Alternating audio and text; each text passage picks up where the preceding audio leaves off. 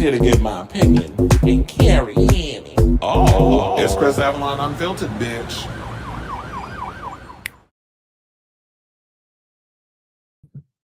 Well, hello, everybody. Welcome to a brand new episode of Chris Avalon Unfiltered. I'm your host, Chris Avalon, and yes, this is a show where we basically talk about all the things entertainment news, hot topics, gossip, whatever's going on and is trending on social media and in entertainment. We talk about it on this here show. So before we get to today's topics, that I'm going to let y'all give y'all the rundown in just a second. Do yourselves a solid and please hit that like button, that subscribe button, and that notification button so that way you know when we go live with a brand new episode of Chris Avalon Unfiltered.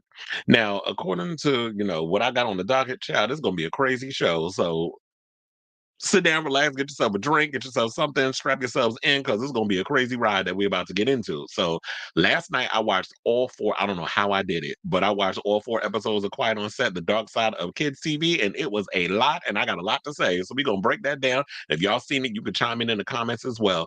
Plus, Josh Peck, who, used to be on Drake and Josh, is being called out because of whatever, all the things that transpired that Drake revealed last night when I saw the episode. I think they did air last night. I'm not sure because it was on HBO Max and that's where I saw it. So whenever it's up there, when I watch it. So anyway, they get mad at him because he's been a little bit quiet and stuff over what had happened. And there was some weird posts he posted on TikTok. I do have that, and I'm gonna show it to y'all in a second. So we're gonna talk about that. Beyonce. Bitch, I just want to. She released a picture 2 hours ago. Girl, I cannot wait for this Cowboy Carter era. Even though it wasn't necessarily my judge, but I have to say, after she released this picture of her half naked with a sash on, I hope we don't get taken off the internet. But look, if it's on Instagram, y'all can't get mad over any other platform. So anyway, we're going to talk about the Cowboy Carter era, part two, act two. I think it comes out next week. And then, what she said, what possessed her to actually make the album that she has coming out. So we're going to break that down. Plus, MGM is speaking out about the whole Bruno Mars situation where they said that he got a $50 million gambling debt. Apparently, they said that is not true. So we're gonna talk about that. Plus, NeNe Leakes out here being petty because she married. I mean, maybe her last name need to be petty. She need to go hang out with Nicki and them because, she was spotted hanging out with Simon Guobadia and his friend. Post the whole Porsha divorce situation. Plus, Jonathan Majors is being sued by his ex. The one that actually got him convicted of all the things that he did. The 2 counts. Grace Jabari is apparently suing him. So we're gonna talk about that. Plus, Billy Porter, child, I'm about over this. Rotten Tooth Queen.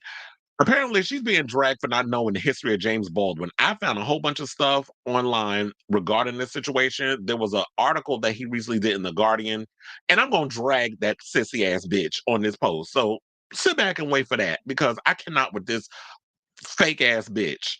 Anyway, so, and then speaking of that, Big Dipper, y'all may not know who that is. He's a gay rapper, not at the level of a Caswell, but he's a white gay rapper, big girl, has a podcast called he has a podcast with oh my god, Meatball. And he posted something or revealed, not posted, but he said something in the podcast that there's a way that he goes about vetting guys that he meets on those apps and things, and he's being dragged for his little thing that he does.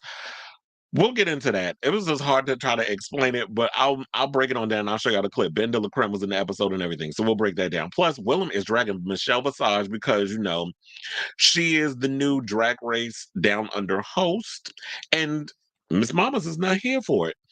And there's a big debate going on social media. Drag Race alum Naysha Lopez, made a comment about drag kings on that recent Roscoe's viewing party episode, causing a huge debate online. People are dragging her over her comments about drag kings. We'll break it down. We'll get into it. I'll play the clip and all that other good stuff. So yes, we got an action-packed show. We got a lot of gay tea up on here. Let me hit this banner before we get started. And I do see we got 2 comments up in here. Let me read those really quick. Robert's in the building. Hey, how you doing? And Sailor Mermaid. I'm so glad y'all got them notifications because child, they got me on in Facebook jail until tomorrow because I posted something. I don't even know what the fuck I posted. I probably shared something because Instagram is connected with Facebook or whatever. So my stories went over there, and apparently what's good on Instagram is apparently not appropriate for Facebook, even though both is owned by fucking Meta. Make that make sense. And they won't even tell me why I'm in jail. But apparently it was so inappropriate. They put me in jail for 3 damn days. So fuck a bird can suck my ass through a straw. And all that good stuff. So yeah, I'm in jail. So I'm glad y'all got the I'm glad you saw it so because I do the notifications, I put them everywhere. I'm on YouTube and I'm on Twitter. Fucking with Twitch anymore. Twitch is a waste of my damn time. I'm not, these other idiots over there with games and stuff. I be trying to stream on there and I can't go live on Facebook until this whole situation is done. So I couldn't even post it there. But I'm glad you got the notification. But without further ado, child, let's get into it. So I watched Quiet on Set. I was, first of all, what motivated me to get into watching, like really getting into the Quiet on Set episode, was I saw James Marsden's name trending on Twitter. And I was like, why is this man's name trending on Twitter? Because not that long ago, I was watching the John Campion show, and they were talking about that he's going to make a cameo in the upcoming X-Men, Wolverine and Deadpool movie, which they're saying is going to be a bunch of damn cameos because it's a whole multiverse type situation. I'm not getting into that. We'll wait till that movie comes out and we'll see who makes it in there, who doesn't make it in. But I saw the pictures on, online of James Marsden out on set as Cyclops. So they were making the comments about, oh, he's not problematic. He's one of the nicest guys in Hollywood. And they heard him one time, he was playing a guitar for his kids and all this other stuff when he was, I guess on set filming one of the X-Men movies or something. He was filming something. I think it was one of the X-Men movies. Oh, it wasn't X-Men. It was the Superman movie with Brandon Routh because he was in that film. And Robert Meyer Burnett actually worked on that film. So he said that, he met him, he was a nice guy, all this other stuff. So he wasn't problematic, right? Until literally 24 hours later, this video comes out of the episode of Quiet on Set, because it's 4 parts. And they spilled some tea about him that we're going to get into. But I don't want to jump the gun yet. I want to just, get into the thing. And shout out to Forrest, because I was trying to figure out how the hell I was going to come at y'all with this episode. And they came out with 7 revelations that they came out. And I was like, y'all going to keep me in line with this whole situation. So basically, if you haven't seen Quiet on Set, it's on HBO Max. That's where I saw it. It's on ID channel too, but it's on HBO Max. And it basically gets into, the beginnings of Nickelodeon back when we had the Amanda Show, which was one of my favorite shows, Drake and Josh. We had all that. All that, I will say this, was one of the shows that I actually wanted to get on when I was a kid. Thank God I never made it on Nickelodeon after seeing all this stuff that came out. Because I'd probably be all kinds of fucked up on drugs, drinking, doing all kinds I'd probably be a whole mess if I would have made it on that show. But there was a time when one of my high school teachers, Copper Cunningham, who I told you was an actress, we were actually going to consider shopping a talk show to Nickelodeon. And I was going to try to be the world's youngest talk show host or whatever, teen talk show host, whatever. And my audition tape was going to be with me and Flo Anthony, who is a gossip, columnist. There was no blogs and stuff back in the 90s and stuff. So it was more or less, she was someone who frequented the Geraldo show and a lot of other talk shows where she spewed the tea and gossip and all that other stuff. So she was actually going to be the person I was going to interview to talk about like the latest celebrity news and gossip and that sort of thing. What's going on in Hollywood and all this stuff. That was going to be my little audition tape that I was going to send out eventually to Nickelodeon, Disney, all those other places. Didn't transpire. It is what it is. And you see where I'm at now. I'm on the YouTube doing my own show. But I just want to put that out there. So there was times when I was trying to get into that. So anyway, the show came out on Monday. On Sunday and Monday, and then, they got into the disturbing allegations including abuse, sexism, racism, inappropriate dynamics with its underage stars. There were things where I was even saying that some people were saying, well, how come? Because Ariana Grande is featured throughout this thing too. And there's a sequence, if y'all seen in the thumbnail, she's squeezing a potato. There was like certain things that Dan Schneider, who actually came from a show called Head of the Class, and then he wound up down the road. He wrote an episode or something or another, and then that's when he transitioned into working at Nickelodeon and becoming like the king of Nickelodeon and all that other stuff. So Dan Schneider became, first of all, he gave me Chester the Molested Tees based off the vision. And this is what I hate about Hollywood, because y'all will sit up in here and y'all will do like Law and Order SVU or one of them things, right? They'll find an actor that perpetuates an image or a stereotype of what a sex offender looks like, and then when you look at Dan Schneider, he kind of fits that profile. Just saying. So, all of a sudden he started creating all these shows, and he did the Amanda show. Some people were speculating because they felt like the docu-series implied it that he may have done something to Amanda Bynes, because Amanda Bynes is not in the docu-series, but she is throughout the docu-series. And it was talking about how, there was one actress who was kind of being aged out or whatever, and then they brought Amanda in, or she basically introduced Dan to Amanda by Amanda doing a stand-up special or somebody. She was at the Laugh Factory or something or other and doing a stand-up routine at like what, 9 or 10 or whatever. I don't remember her age, but she was fairly young. And then all of a sudden she gets pulled in, and then she winds up on, doing all these other shows, and then she ends up with her own show. And then there was a point where I didn't even know he was behind the What I Like About You series with Jenny Garth, which was on, I believe, I don't know if it was the CW or the WB at the time. I can never remember when they transitioned. But he wound up producing that show, and then they were trying to push his ass out. And I'm like, thank you, Jesus, they pushed his ass out, because that man was problematic from the beginning. He had two of the writers, female writers on the show. I forget which show it was that he was doing. I mean, that they were writing for. It may have been the Amanda show, where he was treating them like the scum of the earth. He was real nasty to the women. So it kind of made me wonder, did he hate women or what? Because there was one girl or one woman who came in, and she ended up, filing a lawsuit and suing him and all this other stuff and bringing a lot of accusations forward because she was tired of his foolishness. Second season, she came back and she said that she went and was pitching the idea or whatever for the season, and then he goes and blurts out, "Didn't you ever say you were you were doing like phone sex operator or something or another?" And she was like, "No, I never said that." Because I could have sworn you did. So he would say and do little like real nasty, condescending shit to see how far he could go and push buttons, which is what he was doing with a lot of them girls on that show. So we had these little girls running around in little bikinis at 13, Britney Spears' sister being one of them. Jamie Lynn. I was not a part of the whole era of um oh my god, Zoe 101. That was way before me. I mean, that not before me, that was way after me. I'm from the era of, all, like I said, all that, the Amanda show, that's my Kenan and Kel, My Cousin Skeeter, all those shows, that was my generation. This stuff after that, I was not into watching. I was not watching Victorious. I was not watching the show that Ariana Grande was on. Like, I'm not the demo for that. I was kind of sort of, I guess, aging out of Nickelodeon by that time those shows came on. So then there was a scene where there was like stuff being squirted on Jamie Lynn's face, which someone said in the docu-series, "Oh, that was a cum shot." And she was like, "I didn't even understand what that meant then, but then looking back on it, she was like later on, she realized what that meant." So they were doing, like, I felt like a lot of times at Nickelodeon, they were trying to see how far they could push the envelope and making kids be at the forefront of pushing said envelope with your little filthy jokes, your little dirty jokes, and all other stuff. Which I'm surprised, because and in me as a kid, I didn't understand any of that stuff either. So it was like in the '90s, it was a lot different. People have to realize in the '90s, 2000s, a lot different. There was no wherewithal. First of all, there wasn't no internet. There was not a lot of variety when it came to stuff we could watch on TV.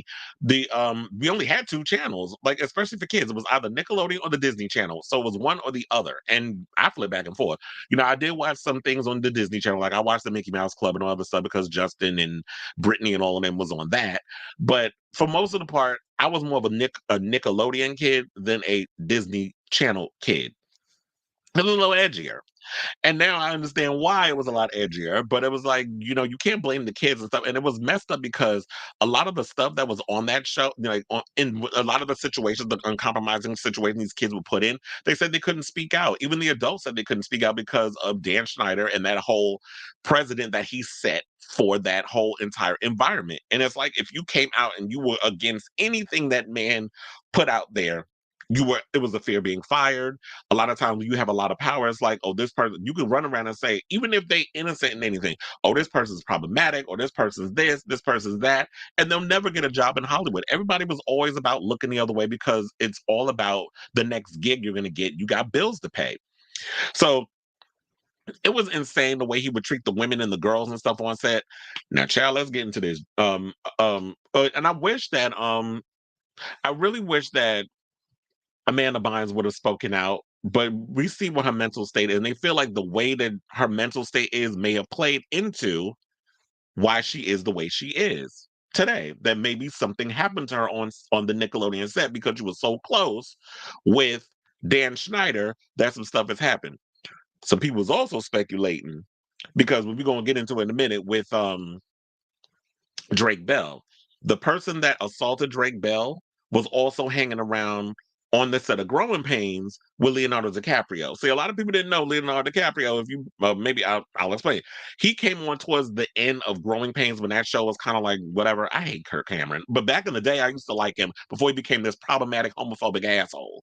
We didn't know about all of that stuff until like years later. But in the beginning of the show, we know about his whole Christian background and all other stuff. But Leonardo DiCaprio was on it, and then they show like in the video, how the guy, oh my god, I forgot, I'll remember his name in a second, but how he went and he was like touching him and rubbing his back and doing all kinds of other stuff. So people actually think that something may have happened to Leonardo DiCaprio, and I'm just sitting there like, you know what? I wouldn't, it did cross my mind. So I did not, I'm not aware. I mean, I don't know if he did anything or whatever the case was, but the implication was there. Now, when Drake came out and did his story and talked about it behind the scenes, I have to tell y'all, I felt like that was the hardest episode to get through. It's episode 3. The whole episode is basically devoted to Drake Bell. When he sat down and started talking about all the things that happened to him, and he didn't really get into detail. He said, just think of the worst thing you could possibly do to something. I mean, to someone, and said that that's what happened. So, um, when I saw that, I was like, I don't even want to imagine. But when the paperwork and all the other stuff came out, they said it was like he was assaulted with a foreign object. There was sodomy involved. There was all kinds of other stuff. And don't even get me started on that other one. First of all, they found 3 freaking sex offenders that worked on the show. One of them was a guy who was a PA, and had a whole stack of stuff on little girls and all kinds of pornography and stuff that they found in the house because one of the actresses, one of the girls, well, I think she was an extra. She wasn't necessarily like had a speaking part or whatever, but she wound up coming on the show because it was like her dream to be on there and all this other stuff. And then she finally got to be on the show. She got to sit and like be a part of the crowd or whatever. She was an extra on Amanda's show, and she befriended the production assistant. And I'm sitting there like, as they're explaining all this, and the mother's laying everything out because the girl didn't appear. I don't know if she's alive or she just didn't want to be a part of it, but the mother spoke. So I don't know what happened to the actress. But I know she quit Hollywood. But I don't know where she is, but whatever. But anyway, so the mother goes and she explained. I said, "Child, don't tell me this, that you about to tell me this man done did some nasty shit." And then, of course, as they're laying out the breadcrumbs, like it's coming. So I will say during the Drake Bell sequence, I actually cried twice. That's how hard it was for me to sit and watch that because it's like I can't stand pedophiles. I cannot stand grown people who hurt little kids.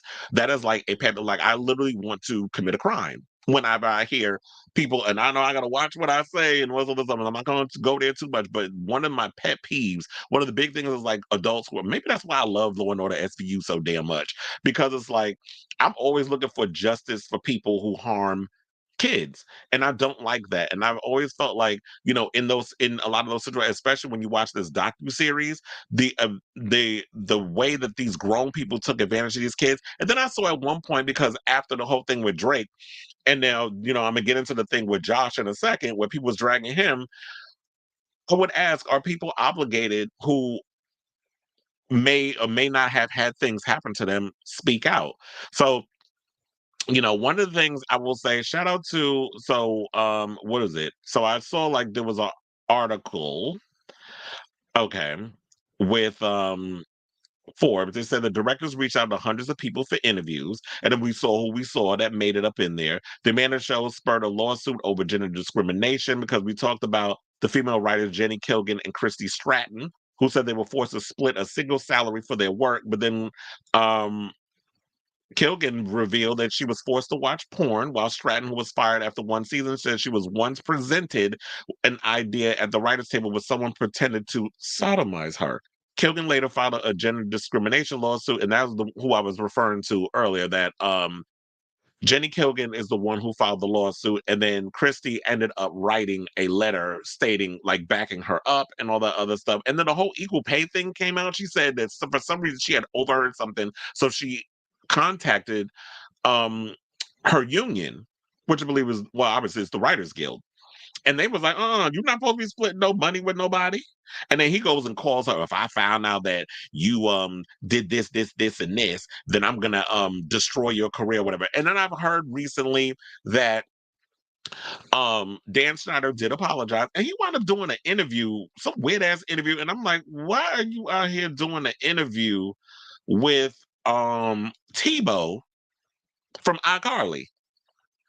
I saw that truck floating around. I'm like, okay, that you couldn't have sat and did the interview with like a journalist, or actually came on to the docuseries and was just like, tell your side of the story, instead of sending in little notes here and there that would always pop up at the end of the show or in between commercial breaks. Because HBO Max, they don't have commercials, but I know on the ID channel, they they was interjecting commercials and stuff up in there, because the way they would cut out, they fade in and fade out of the episodes, is like, okay, I felt like there was commercials being put in those spaces.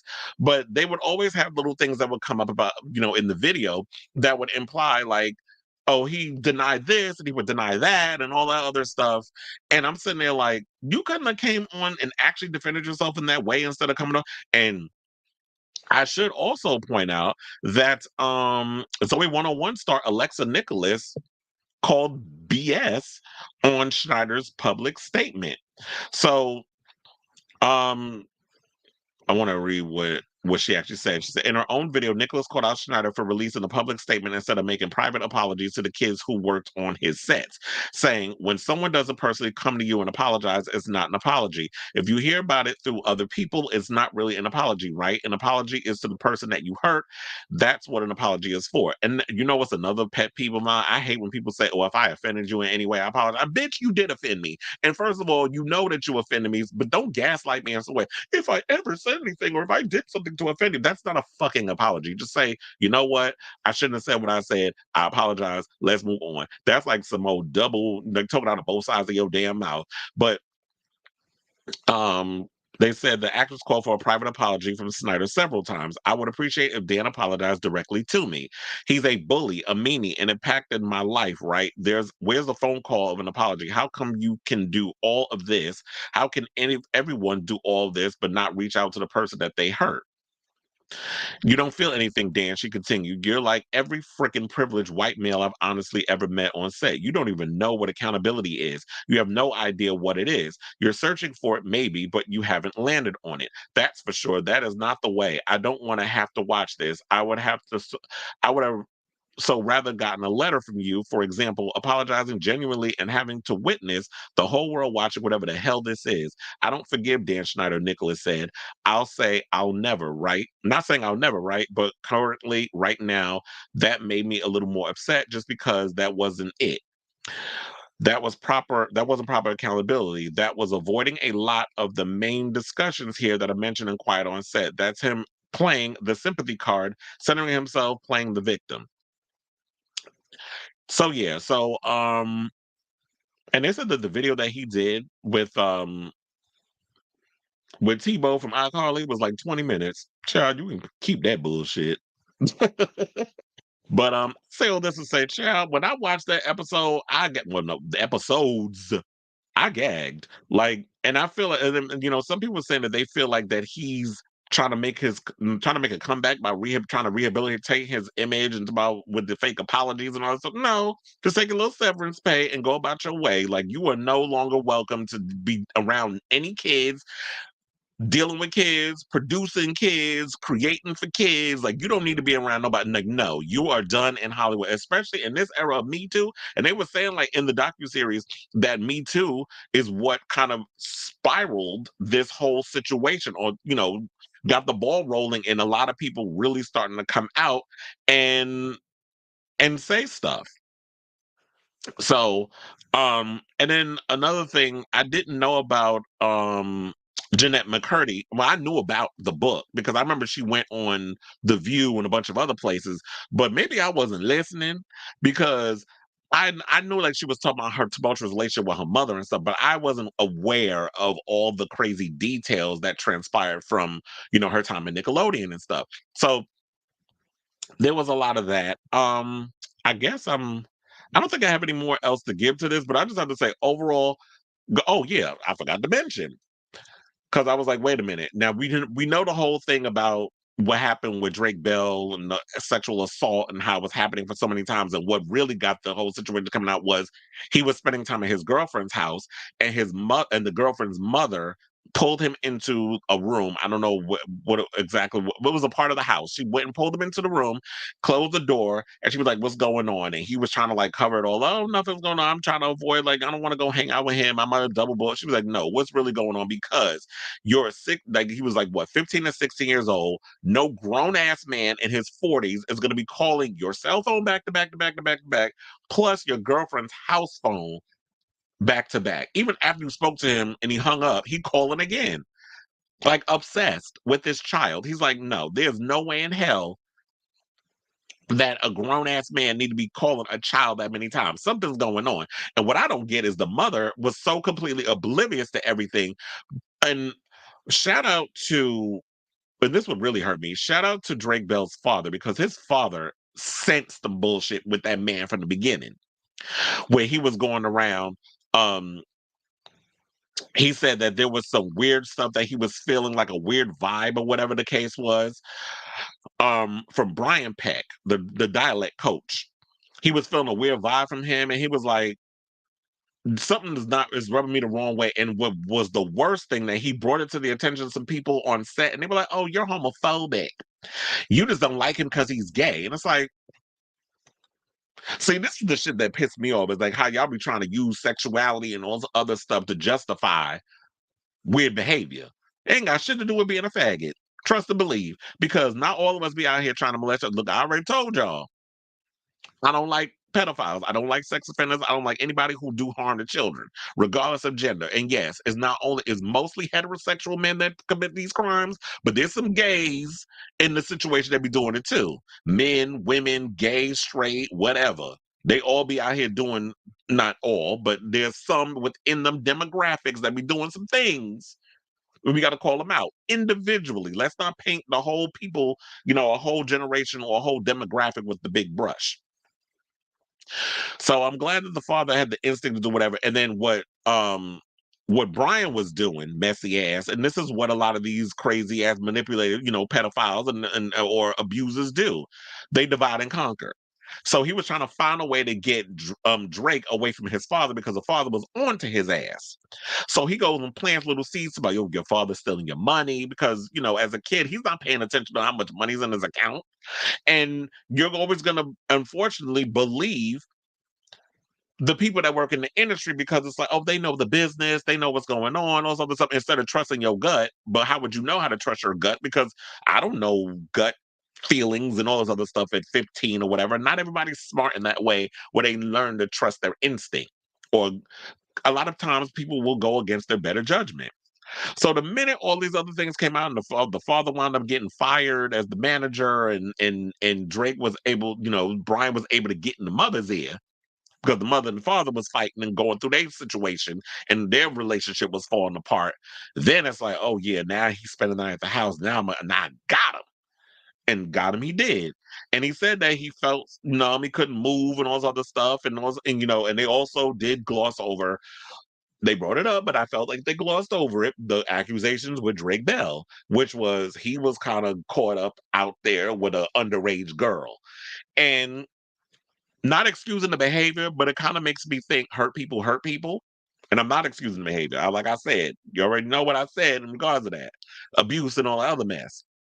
He did his time. He did whatever needed to be done. But I always say hurt people hurt people. And when you do things to people, 9 times out of 10, if they don't get rehabilitated or go to therapy and stuff, which the only time he said that he went to therapy was because the girlfriend's mother took him to her therapist. If you're not going to find ways to get kids the help that they need, instead of self-medicating with drugs and alcohol and things, which we all know Corey Haim did that, may he rest in peace. Corey Feldman too, because they were sexually abused. and they went into doing drugs and those other stuff instead of getting the help that they need, and then you can't get out of that mess. Not everybody's willing to, can grow and all this other mess. And then so then he had to go to court, and then I'm so glad that they found a way to unseal them documents. So child, this is where the whole James Marsden shit came in.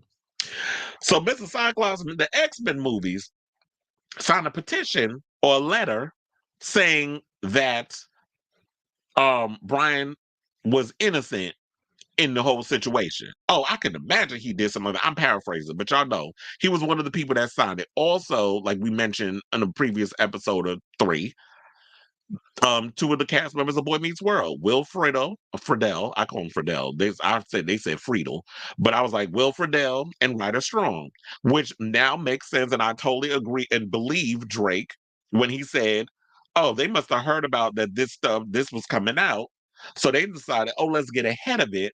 By doing the podcast and manipulating their audience, when you had some people going online and say, "Oh, they were groomed and manipulated." First of all, you can't groom no man that's damn near 30. You can't be that damn dense. But I believe it's the whole situation of like being in the 90s and all the other stuff. In the 2000s, you look the other way when it came to certain situations. We didn't have the vernacular to explain these situations. Now we do because of Me Too, the internet, all this other stuff. So now that things are out there, y'all can't get away with stuff like y'all used to. So, I say all that to say it was a lot. This probably was a 20-minute 20-minute review. I'm gonna get to y'all comments in a second.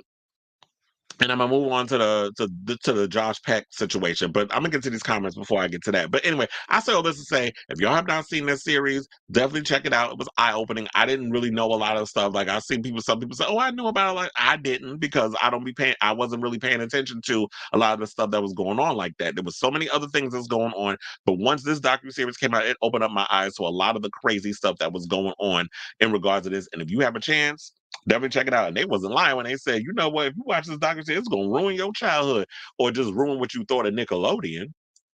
I don't know if I don't know if it necessarily did that for me, but it just opened my eyes up to thank God, the universe works for in certain ways. And thank God, especially the one that I just saw like Robert is alluding to, the actor that did the little fetus skit. And he was pissed at his mother because she was speaking up about a lot of things she wasn't agreeing with on the show, and they wound up getting kicked off of all that. But looking back on it, it's like, you know what? You should be glad that y'all wasn't a part of that, because that place was a cesspool of just nastiness and just toxic ass people working behind them scenes. And there's a special place in hell for Dan Schneider. Anyway, it says I haven't watched the documentary yet, but what I've heard, from what I've heard, but sadly, like with Disney, Nickelodeon is going to be the affected by this. Like, and you know what I was thinking too is like, I'm glad that they brought this stuff to the light, but is it going to be enough to handle the situation? Because it's like, yeah, we can bring all this stuff up. We're bringing awareness and all this other stuff, but more needs to be done, in my opinion. Like heads need to roll. And y'all need to do a little better at protecting, kids. And instead of, they were breaking child labor laws too, that they set up there, that the kids were working beyond hours that they were supposed to be working.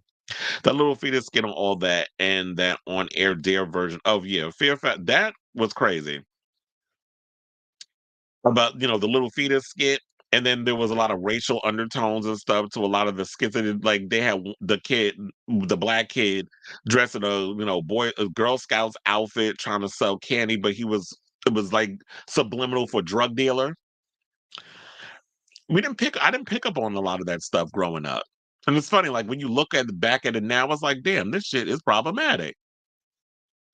Yeah, that Fear Factor for Kids thing that they did, that was insane. Like they bathed the kid in peanut butter and had dogs licking off him.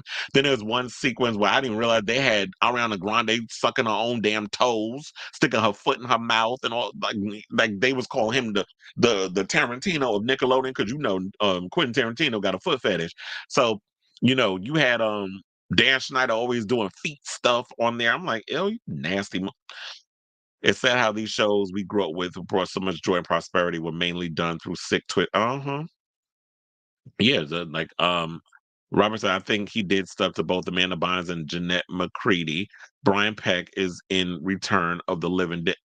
That's why I was like, you know what? I was wondering why that man looked so damn familiar. I'm glad you brought that up. Return of Living Dead is like one of my favorite damn movies. But what it is one of my favorite it's one of my favorite films. But now, damn, I can't even look at that movie the same again. I'm like, fuck me sideways. So that little girl, the story about the little girl, and then like her whole life was life, and her love of Hollywood was ruined because a damn Chester the molester was on the damn set, and he goes and he's emailing the daughter back and forth, and the mother saying like she regrets letting her email, but it was an innocent thing. But then again, you got to kind of be like parents in the future. Anything that's coming through your kids, if your child is young and there should be no reason why a grown ass man should be emailing a child about anything. If it got to do with business, it need to go through the parent. I don't understand why people go against their own judgment because Hollywood, glitz and glamour, and all other stuff. I just don't understand how some people could go against their own instincts in that way, because I did not understand that. Like, she was sitting there letting that child have personal email conversations back and forth, and then come to find out, he sent her a dick pic, and he's sitting there pleasuring himself. And the mother's like, "Oh, I couldn't take it to the police because you embarrassed." See, and that's the worst part, is the fact that instead of protecting your child and just sucking it up and being like, you know what, I fucked up. Now this man, I need to take his ass to jail or file charges or whatever. Instead, it's, oh no, I'm just gonna let it go. I'm gonna keep her away from him. Okay, you did that, but the child is scarred because now she's 10 years old looking at a penis when 10-year-olds shouldn't even be looking at that stuff. So now she's scarred and traumatized, because that's way beyond her whole mental situation. And then the mother more or less worrying about being embarrassed than protecting her own kid. And so now, while you protecting your daughter, when you could have nipped this shit in the bud by, if you put that out there, it could have prevented other kids down the road from getting hurt. Then we hear a story about him playing video games in a 10-year-old's room, and he tried to make out with her, sticking his tongue in her mouth. I said, what the hell? First of all, I don't understand grown ass parents leaving their kids in a room with a grown ass man while you go up doing whatever in a bedroom. I'm like, what is wrong with people? And this was in what, the 90s and 2000s. I mean, he went to jail, but still, first of all, Brian Peck should have went longer than a year and a damn half. I don't know how you get a year and a half over what you did to Drake. And then he still was working with kids, because they said two of the people that worked on one of the shows brought him back in and did something and did more behind the scenes. I'm like, what is wrong with this damn industry? And y'all wonder why they always saying the industry is full of perverts and pedophiles and what's up, which is not necessarily, but that seems to overshadow, everything else. Unfortunately, the good guys that actually exist in the business. All right, so let's get to our next topic and talk about Drake and Josh alum Josh Peck, who is being called out over a bizarre video he posted on social media and his silence over the recently released docuseries Quiet on Set. So fans are blasting Josh Peck for his silence following the bombshell abuse allegations his former co-star Drake Bell and other Nickelodeon alums made on the Quiet on Set, The Dark Side of Kids TV docuseries. TikTok users called out Peck after he posted a peculiar video on Monday of himself lip-syncing to a viral sound that says in part, I'm not even going to tell y'all what to say. I'm just going to play it for y'all. Please hold. Because, child, this was a mess. I'm like, what are you talking about? So apparently he and Drake are beefing, but hold on. If I haven't talked to you since 2023, take that as a fucking sign that you don't exist to me anymore. Damn, you fucking bug. You got sprayed with the raid. Bye. See you in that burp. If I haven't... Okay, I don't understand what the hell. Well, that was funny. Anyway, so some perceive the video to be a subliminal reaction to the docuseries and a way for Peck to distance himself from the claims attached to it. And then someone wrote, the timing with this is odd. This is what one person commented. Another chimed in, wow, this says everything. Page Six reached out to Peck's Rest for comment, but did not immediately hear back. Bell, meanwhile, has not called out his former Drake and Josh co-star for staying mum after he detailed the extensive and brutal abuse he suffered at the hands of former Nick dialogue coach Brian Peck, who has no relation to Josh. And that's why I always would get confused. I'm like, Brian Peck, Josh Peck, Drake Bell. Like it after a while, it gets like a tongue twister because I'm like, wait a minute. So Brian Peck was the pedophile, Josh Peck is the actor, and Drake Bell is the actor, and they both appeared on the show together. And it's like it gets confusing. I forgot, and I also forgot that Drake Bell appeared in Jerry Maguire. I was like, well, I guess the only kid I remember was Jonathan Lipnicki. And you know how long it's been since I've seen that movie? But anyway, and they said his father said he didn't even give him the middle finger as he was supposed to in that movie. But anyway, back to this.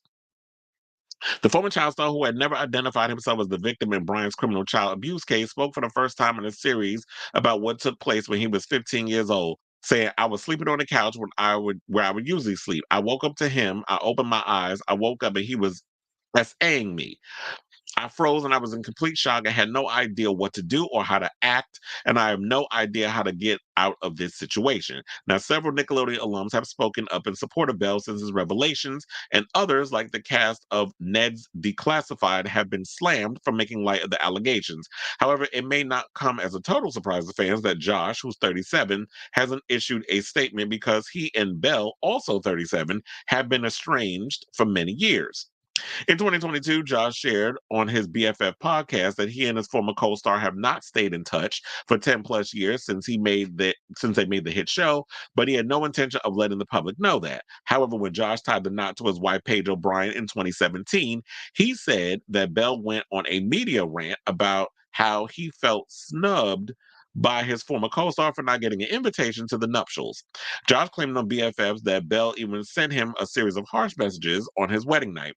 The grandfathered alum then said he saw his former colleague at an award show shortly after, at which point he went up to him and said, "Go apologize to my wife or something bad is going to happen." Bell, for his part, told Entertainment Tonight in July of 2017 that he thought they were much closer and would be open to working with Josh again. Bell said at the time, "There's time. If it's in our schedules and if it's right, I would jump at it in a second. The chemistry and what I have for Josh is so unattainable in this business." So to me, it feels like there's a lot of miscommunication that's going on. I don't know what may have transpired between these two. You know, you got one that said they had no idea that they were kind of like a distance situation, and the other one is mad because he wasn't invited. So I'm just like, it's confusing as to like what may have been their situation. But regardless of how you feel about Josh, regardless of how you feel about Drake Bell and that whole situation, you could have spoken about maybe, you know, his experience on the show was not the same as what Drake went through. Maybe Josh was never touched. Maybe Josh never went through, you know, a whole gaslighting period. But then again, it's hard to believe that when most of the actors on that show had to go deal with some mess. I'm sure he had heard some stuff, especially about his weight. Because remember, Josh Peck was not, you know, the fit person that he is today. He was a big girl back in the day. So, um, my thing would be I would have been curious to find out if there was some stuff that transpired between him. But then again, is he obligated to speak? It's the same argument I have about Ariana Grande, because I saw people online slamming her because she hasn't spoken out about her incidences or whatever she went through on you know, when she was with Nickelodeon, especially the scene where she's like pouring water all over herself, she's sticking her foot in her mouth, she's you know, doing all kinds of weird things that people are deeming was sexualizing her at such a young age. So is she obligated to speak out because she's this big superstar and you feel like because she's this big A-list pop star that if Ariana Grande speaks out, then people are really going to listen and pay attention? It shouldn't matter the status of someone in the industry for their, what's the word, for their experience in on the set of Nickelodeon or working at Nickelodeon to be valid. I feel like we should respect everyone, regardless of their level of fame. And I hate when people do that, where they want to go and be like, you know what? Because this kid is not as famous as this one over here, then we don't give a damn about what they gotta say. But then that's what I always say all the time when it comes to people. When y'all be talking about, well, why celebrities always got to come out and say things? Because if it's a regular person, y'all don't give a fuck. But if it happened to a celebrity, then y'all want to perk your ears up and listen. It's unfortunate that people care more about when a celebrity goes through the same situation that a regular person goes through than actually, you know, listening to whenever somebody speaks out about things. So that's just the name of the game and how people think. So do I feel like, I mean, I do feel like that video, that I showed of him on TikTok was a bit cringe, but if he doesn't want to speak out about his experience at Nickelodeon, he's not required to. But at least we got other people that spoke, and I'm glad that Drake Bell revealed that he was the person that took down Brian Peck and basically took him to court and got him thrown in jail. But I was pretty shocked when he was like, um, there was a lot of people that filled up his side, and on his side it was just him, his mother, and his brother, where the other side had a whole bunch of people in Hollywood. And I was getting my sudden strike moment, and I was like, name them, name them, name them, name them. I was like, can you name who them people was in that courtroom? I really wanted to know. But then again, I was glad that the production wound up getting them letters unsealed, and we found out some of the actors and stuff who they said some guy from SNL was one of them. And I already stated who some of them was earlier. The two from Boy Meets World, a bunch of others. And James Marsden. I don't know why I started seeing Mila Kunis and Ashton Kutcher's name floating around. I'm like, chill. That's why I had to watch the thing, because I was like, oh no, y'all trying to say that they wrote a letter too? I mean, we knew about them and Danny Masterson, but I was like, don't tell me that they out here just straight up defending sex offenders and abusers and things another time. But then again, Ashton Kutcher and Mila Kunis, I don't think were a thing back then when um those Nickelodeon shows was on. So I don't know why their name was trending on X, but whatever. So yeah, that's all I gotta say on that. Let me get to these comments, and then we're gonna get into Miss Beyonce and this country era. I think it could be due to jealousy since Drake was considered cute. I mean, quiet as it's kept. Quite frankly, Drake Bell was a cutie back then. I was like, I wouldn't mind getting up in that. He wasn't, but we all up in that age range, so I can say that. But yeah, I like Drake Bell back in the day, and yeah, nobody wasn't trying to fuck Josh. But then again, should we be sexual? I was gonna say, should we be sexualizing kids? But if we all in the same age range, at the time, could pretty much say that. But now, when you look at him, it's like, I mean, Drake Bell, I thought still looked cute. I mean, he looked a little old for 37, but that could have been years of hard drug abuse. So while Drake liked Josh didn't possibly, due to the fact that, I mean, and not having that experience that Drake did. Yeah, some people just be out here being straight up petty. It's like, oh, well, I don't fuck with them, so why would I speak out on their behalf? Some people are just petty in that way. And that's fine. You go your way and I go mine. But let me tell you this, like the day you need me to come to your defense for some shit, don't call me on the phone. Because if you feel like you couldn't come to my defense, or maybe Drake didn't even ask for Josh to come to his defense. But my issue was the whole situation with, the gaslighting or trying to clean up the mess because they fucked up, instead of just admitting, like, we was wrong about the situation. We got misled or lied to, because Joanna Kern said that too. The mother from, that was another. She was another. The parents from Growing Pains signed a damn letter defending Brian. I forgot to mention that.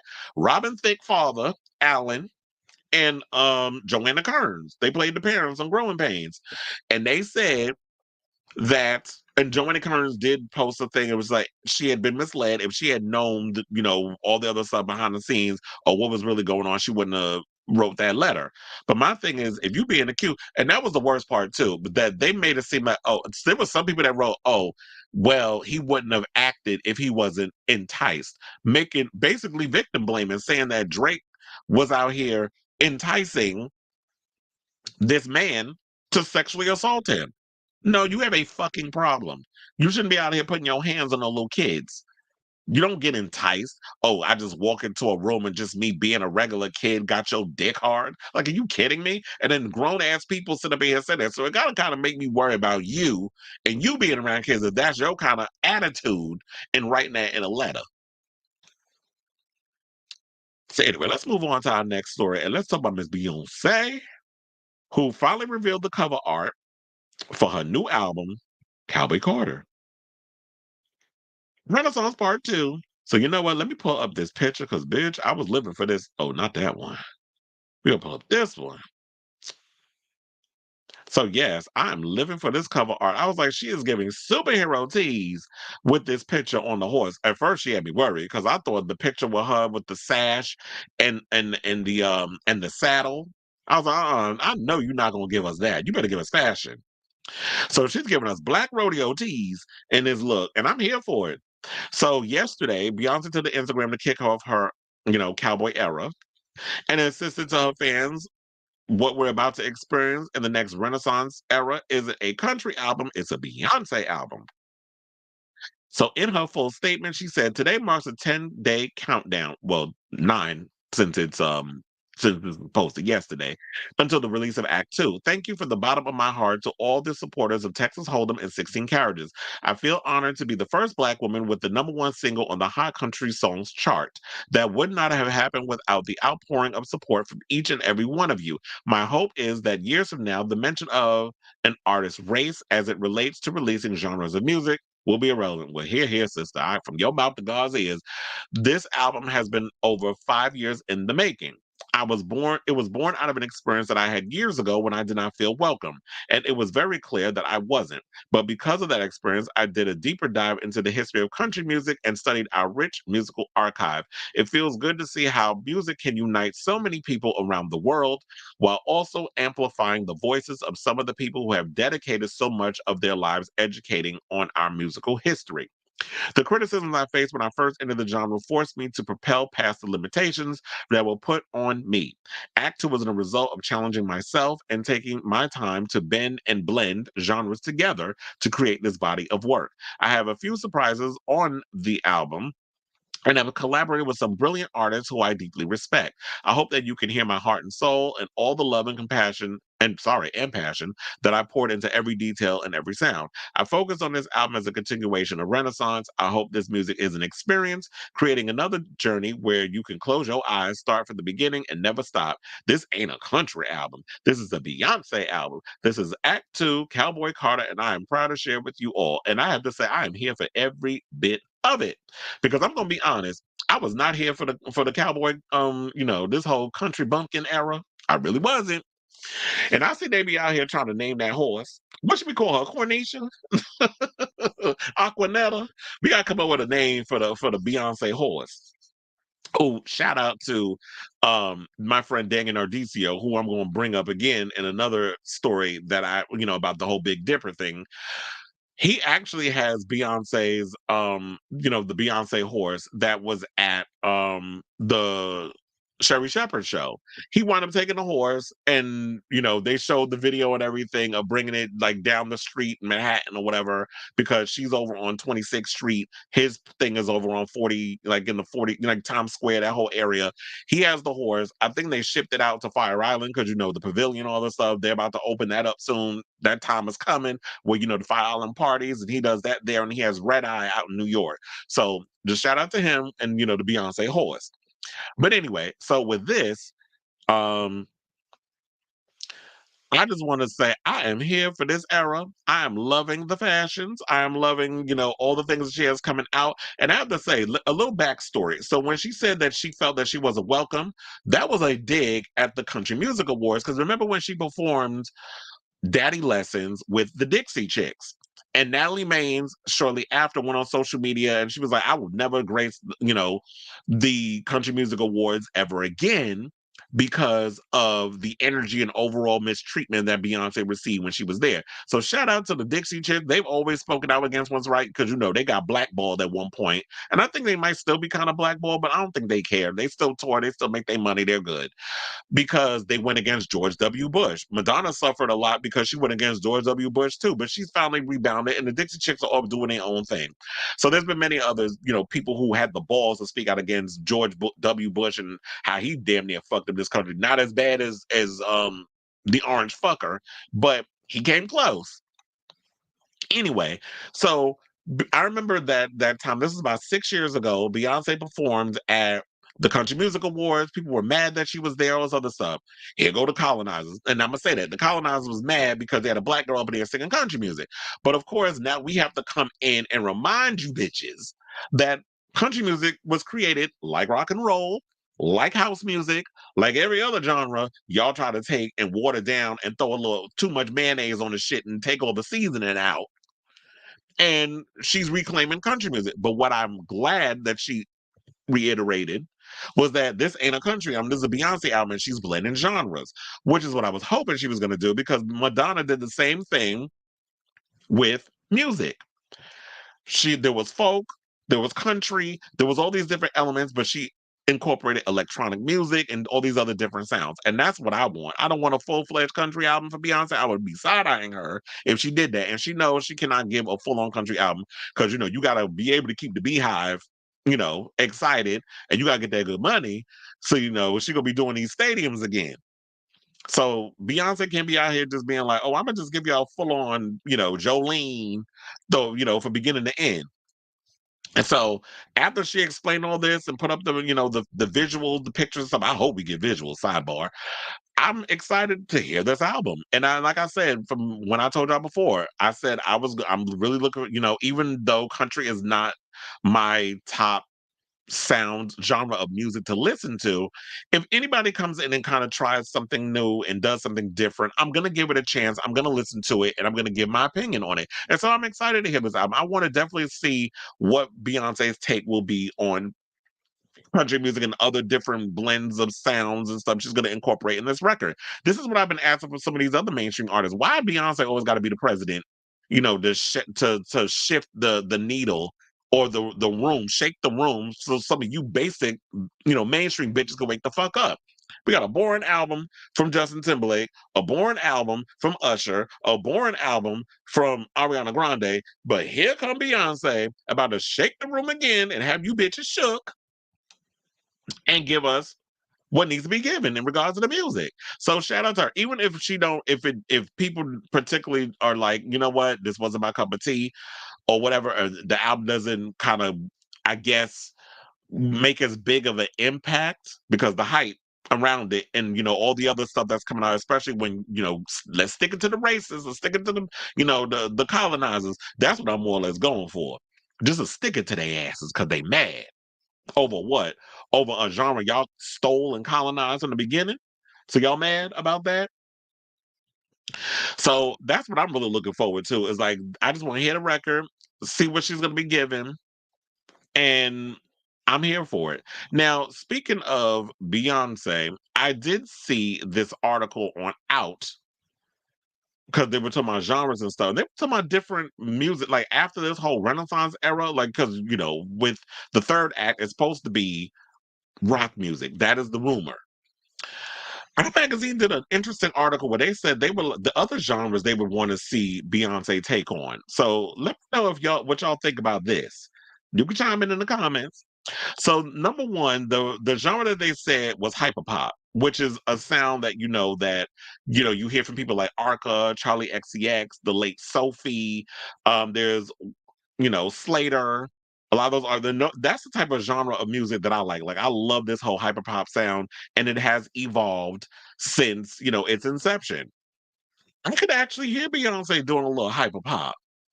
So if she could find some good producers in that whole genre of music, well, shit, I said I would record a hyperpop record if I work with the right people. Anybody in New York? But anyway, so I would love to hear, that whole genre of music or whatever from her. Another sound that they said that they would love to hear Beyonce take on is reggaeton. So we've heard Beyonce do songs in Spanish. She has Beautiful Liar with Shakira. She's done things, there's a Spanglish version that exists out there. And I do like that song. She has collaborated with artists back in the day. I think she did a song with J Balvin, if I'm not mistaken. So she's dabbled in, the whole Latin vibe and that Latin sound in the past. But according to the article, they were like, why not hit up people like Bad Bunny and Rosalia? I'd be all for that, but I'm quite frankly, I think Bad Bunny is overexposed. I would really love to hear her work with like Rosalia and work with her production. Like I would love to hear her kind of do a little flamenco sound and add a little electronic elements and stuff to it. Because the one thing I love about Rosalie is like, yeah, she does the flamenco music. She does a lot of those different genres. She's another one that bends genres and she incorporates all these weird sounds and stuff, which is why I think a lot of people didn't particularly care for Motomami. But I did like the idea that she was bending genres. And I actually like that tour that she had. It was so basic. She had like the white background, but the choreography, everything was sickening with that. So Rosalie is definitely that girl that you want to collaborate with or hook up with. Like I would love to see her work with like a Raul Alejandro, who is Rosalia's ex. But Rosalia done moved on. She's dating Jeremy Allen White right now. Yeah, from The Bear. That's her new boo.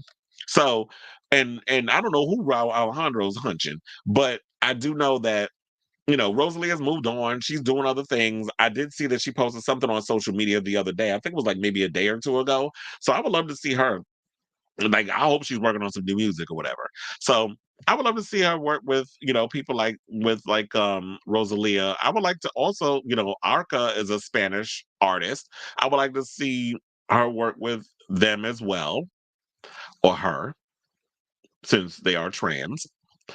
And there's a lot of different Latin artists. I would like to see her produce, like, get some tracks produced, like maybe Looney Tunes or whatever the case, all that other stuff. So, I would like to see her kind of take on reggaeton. But if you're gonna do reggaeton, I don't think you should do a full-fledged album. I think maybe she should mix or mash the hyperpop with the reggaeton sound because it kind of is like, it's a lot of big production, all that stuff. But you could blend genres with that.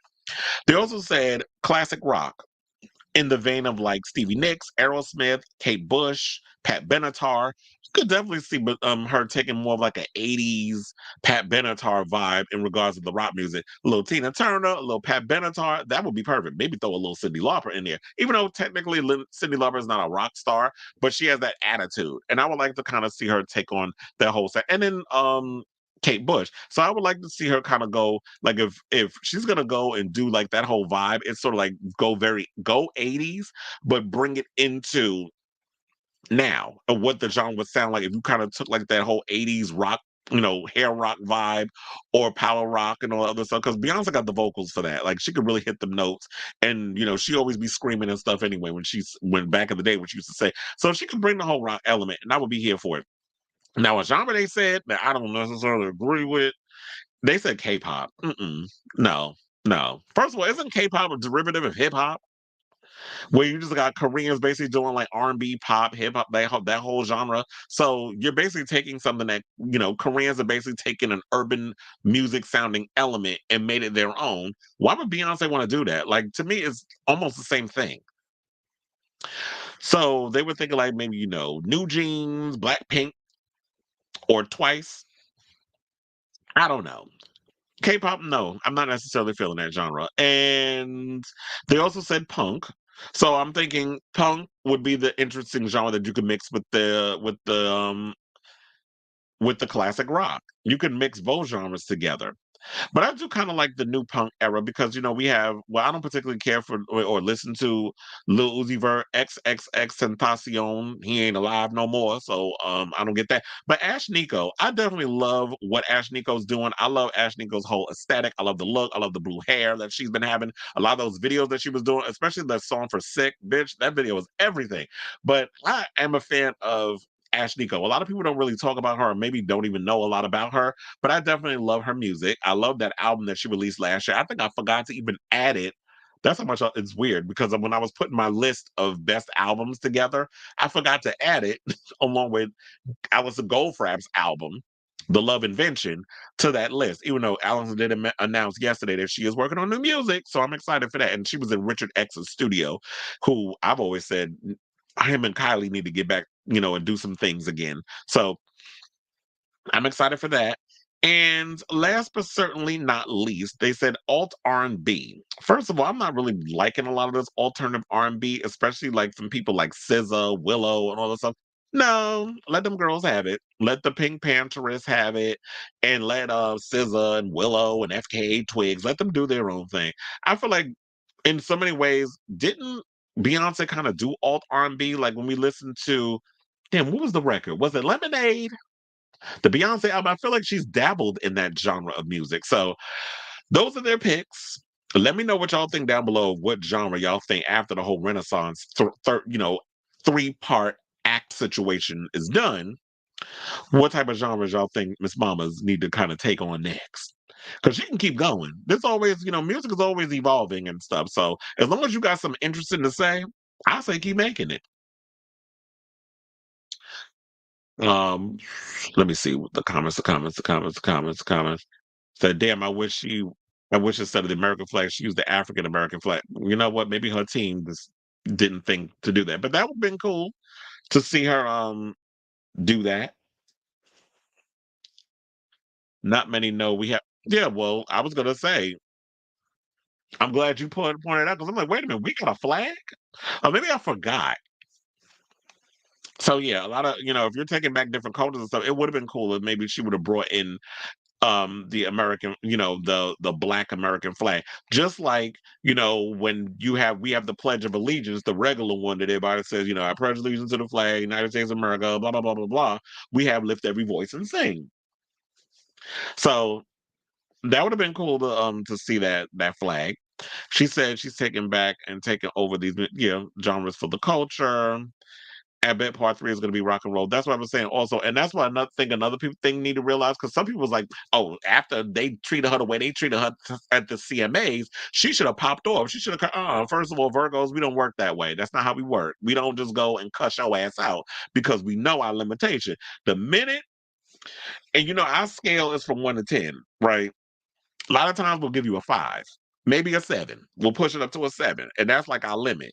If we go past that 10 scale, we can't tell you, we can't shut it off. Once that faucet turns on, we cannot shut it off. And there have been many a times where I've been so fed up with people and I've cussed people out to the ends of the earth that they have hated my guts ever since. Because I say some shit, and my thing with me is I will bring up stuff that I filed away about your ass 10 years ago. I will bring that up.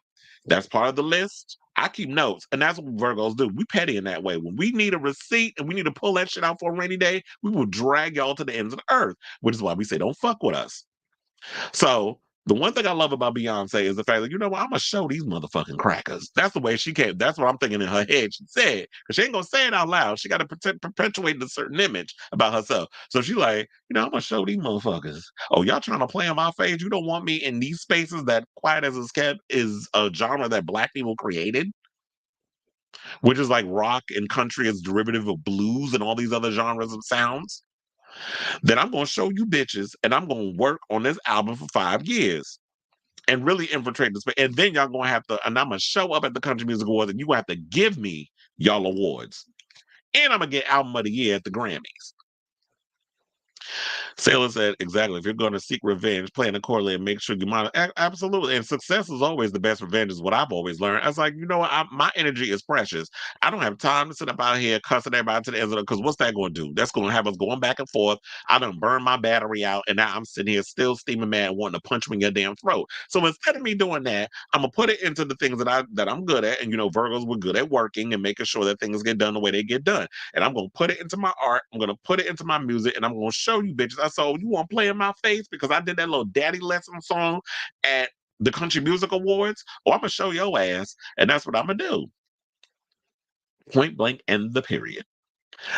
Okay, so let's move on and let's talk about Bruno Mars, because the other day we talked about on the show that apparently he had a huge gambling debt, and he ain't look. So according to reports, he don't have to use his 24K magic to pay off them gambling debts, because they said he was $50 million in debt. However, MGM is reporting that its relationship with Bruno Mars is one of mutual respect, and any speculation otherwise is completely false. He has no debt with MGM. Issued on Monday, the statement answers a report on Friday from media website News Nation that the Park MGM headliner had rolled up gambling debts in the tens of millions. Citing an unidentified source, the publication alleged Mars has debts as high as 50 mil from table games. Responding to a request for comment, the MGM Resorts International rep emailed the statement saying, "We're proud of our relationship with Bruno Mars, one of the world's most thrilling and dynamic performers. From his shows at Dolby Live at Park MGM to the new Pinky Ring Lounge at Bellagio, Bruno's brand of entertainment attracts visitors from around the globe." Well, of course, he's doing that old, that Nat King Cole type of sound. So, of course, and that's no shade. It's just saying, like, he lives in a town where his music is very Frank Sinatra, that can go like very 50s, 60s rock and roll. The stuff that probably my grandparents listened to. Tutti Frutti on Rudy, giving me very much Little Richard. And Chuck Berry. with his vibe. So that genre works well in a place like Vegas. Frank Sinatra dominated Vegas back in the day, so so it makes sense why he's doing a residency. So it said that, however, the 38-year-old superstar and the resort company have just entered into a long-running partnership with the Pinky Ring and Bellagio. Mars has appeared several times at the club, which opened on February 10th. His backing band, the Hooligans, performs at the club. A person familiar with Mars's residency said in report, the whole thing is such BS. So he been performing there since 2016. They said it's a lie. More determined, I guess, that it's a lie. And that's it. I just wanted to clarify. I just want to clear it up. And now we can move on as a class. Okay, so let's talk about Miss NeNe Leakes' petty ass and how she's so salty about, Porsha not wanting to film with her on the upshores that she decided to take a damn picture with her ex-husband or estranged husband, because I don't even think they divorced yet. So it looks like the door is closed again for NeNe Leakes and Porsha Williams' friendship, especially after NeNe posed for a petty photo op seemingly intended to shade Porsha. Now, in the Instagram story post, NeNe could be seen posing with her on-again, off-again boyfriend, NeNe. As for Simon, the Ghanaian businessman brought his rumored new girlfriend, Yasmin Ibrahim. Let me pull up this picture so that way y'all can see it. First of all, NeNe, new face, new body, and new accent. Because remember we was watching, remember I posted that long-winded ass video of her talking about Porsha. It was on a Tuesday. I'm like, girl, where did that accent come from? Did you get that? Did that come along with the new body sculptation and the new face and the new teeth and new everything? When you went and bought that whole new body and face, it came with an accent? Cause child, you was doing too much. I was like, NeNe, you do not talk like that. Stop it. Now, upon hearing the snap, some internet users slammed NeNe for the petty act, saying, "How are people this petty at 60? Is she that old? Or y'all just trying to be messy?" One person commented, another noted, as the saying goes, with friends like these, who needs enemies? Someone else added, if since we're not friends was a person. Well, here's the thing. Y'all need to stop believing that these broads in Atlanta are friends. They all fake and phony. They all sit up in there trying to act like they besties and stuff. Y'all not. Y'all only friends for the cameras. But when it comes to real life, y'all are not. And NeNe, you are no innocent in this situation. Neither is Porsha. Porsha uses people to get what she want and then close her legs to that married man. Shout out to Fallon. And they all sit up in here trying to act like, oh, she just betrayed me and stuff. But at one point, NeNe was trying to act like she was the HBIC, and at one point she was. Like, but you ain't had no stake in the Real Housewives of Atlanta. And she would always be on TV talking about, whenever they would ask, well, if there was anybody you would say that shouldn't be coming back next season, who would it be? And she was always giving her list. And Karma's a bitch. And eventually them tables gonna turn. And now look at you. Out of a job. You ain't at Bravo. But now Porsha is. But all this stuff that's been coming out lately, quiet as it's kept, I'm not really that excited for Porsha coming back to the Real. Like, I don't feel no kind of way whether she comes back or whether she not coming. Like, the needle's not shifted for me. Like, oh my God, I can't wait to see. Like, don't get me wrong. I will sit and watch the first 3. Like I told y'all, you get a 3-episode maximum from me for any show. That is my limit. If you don't bring it in them 3 episodes, I'm out. And that's, well, what I'll say this. Look, last season, Real Housewives, you only got 2 out of me. That's how bad the episodes I can only give you 2. I was like, I can't. Like, you bitches are boring. You're not giving what needs to be given. Even the reunion was a mess. I don't know how they was able to stretch out as much as they stretched out with that reunion, because it was nothing entertaining or interesting that they were talking about in that reunion. They couldn't even fake a damn storyline to make that shit interesting. So, NeNe's post came after NeNe claimed that Porsha was trying to sabotage her television career by refusing to work with her on the upshows. The Glee alum said that Porsha didn't show up to rehearsals in LA last week on the set of the Mike Epps sitcom. When she returned to her hotel room, NeNe said the producers called her and asked if she had any issues with any housewives because they would be recasting Porsha's part. And she later confronted Porsha about the issue. According to NeNe, Porsha told NeNe that she was upset because NeNe hadn't checked in on her after filing for divorce with Simon. And, Porsha eventually was replaced by Cynthia. So Cynthia came on and did the part. I already said that I would like to see Cynthia pop up on Beverly Hills because she gave me more Beverly Hills than she did Atlanta. So I would like to see her on that. Now, as far as NeNe goes, I get it. The whole thing with Hollywood and black women. And when you say certain things about black people in Hollywood, but they hostile or they aggressive or using those type of buzzwords, that becomes problematic. Same thing with Garcelle was trying to tell Dorit, mouthy behind, long-winded behind, when it came down to when you say aggressive and all this other stuff, what that means. So I said, let's say, look, they ain't real friends. Just like the real friends of WeHo was kind of thrown together and pretending to be friends. These girls ain't no damn friends. It's all business. It's all, Hollywood, black Hollywood foolishness. No different than what goes on in Hollywood. Everybody sitting here trying to act like they friends. Y'all all fake as fuck. It is what it is. Move on. And look, if Porsha don't want to show up for her gig because she feeling a kind of way and can't be professional enough to, you know what, I can't even be fake just so that way I can get a check. Because, girl, quiet as it's kept, I don't think you are at a point in your career in the industry right now to be turning down any money. So I don't understand why Porsha couldn't just came up in there. You fake every other time allegedly. You couldn't be fake to be on set and pretend that you and NeNe are friends or whatever. Especially when you was talking about y'all was hanging out in Dubai and you were hanging out at this place and y'all were going on little ass yachts. It was a small yacht or a boat, whatever you want to call it. She said it was a yacht. Didn't I was like, I've seen bigger. But it is what it is. NeNe can move on. Stop being, petty. Let the shit go.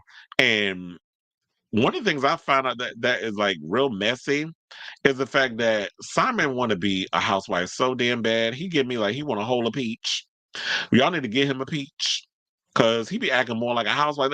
And that's not only that, but I notice that a lot of you straight men, y'all gossip worse than women and me. Like, y'all, these straight men be out here talking so much shit about the gays and women and all this other stuff, but y'all be out here running your mouths more than us.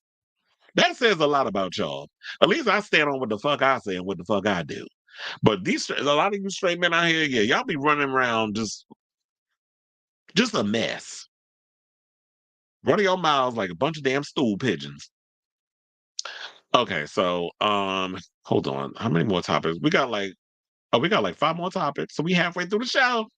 I think what made the show a lot longer was when I went in that whole thing about Drake Bell and that whole that docuseries. It was a lot. So yeah, that was gonna be a long video. I'm gonna have to chop that up and make that its own, little video, which I have been recommended to do because I know sometimes this show could be a bit long. But if y'all gonna watch if you're gonna watch the show, like watch the small clips too, because I'll be like posting stuff and it'd be like 5 views or whatever. I'm like, okay, so am I wasting my time? But anyway, not that I'm bitching, I'm just saying. Okay. Oh, so what we get into? Okay. Sure, I understand. Oh, Siri went and was recording me the whole time. My watch went off. So anyway, Siri, leave me alone. Let's get into Jonathan Majors and his mess. So, the other day he was spotted out and about with Megan Good at the NAACP Image Award. Shout out to all the people that won. I know Fantasia was there looking fabulous. She won. Taraji Henson got an NAACP Image Award. It was a lot of amazing people of color that were there that were, showing out and getting awards that the Oscars was overlooking per usual. But anyway, so shout out to all the big major names and everything that was there. So Jonathan Majors and Megan Good was there. I'm still not buying this relationship, but whatever. If y'all like it, I love it. However, shortly after, I think on Tuesday, his ex-girlfriend, Grace Jabari, went to federal court and is now suing him. 3 months after the New York City jury convicted him of assault. It's been 3 months already? Where the hell did time go? It felt like it was literally a month ago that, that whole case became what it became. So the professional dancer and movement coach filed suit in the Southern District of New York on Tuesday, claiming Majors has consistently engaged in an escalating pattern of abusive behavior towards women since as early as 2013. When publicly confronted with Grace's numerous allegations of abuse, Majors has called her a liar at every turn and very specifically claimed that he has never put his hands on a woman, with the goal of convincing the world that Grace is not a victim of domestic abuse, but instead a crazy liar who should be treated as such. This is what the lawsuit claims. It takes true bravery to hold someone with this level of power and acclaim accountable, says Jabari's attorney Brittany Henderson. Bravery that Grace Jabari has demonstrated at every stage of the legal process. We strongly believe that through this action, truth and transparency will bring Grace and justice, the justice that she deserves. Now, they said that Rolling Stone contacted Major's attorney for comment, but I don't think they spoke out. The civil suit comes nearly 1 year after Majors was arrested for attacking Jabari after a fight broke out over his phone when Jabari saw him receive a romantic text from another woman. Some believe that that other woman is his current woman, but we don't know that, so we're going to move on. Although Majors maintained his innocence and claimed Jabari was the aggressor that night, a jury found Majors guilty of reckless assault in the third degree and harassment in December. He was acquitted of the two more serious charges, intentional assault and aggravated harassment. Majors was due to be sentenced in February, but the date was pushed to April 8th. Well, child, that's right around the corner.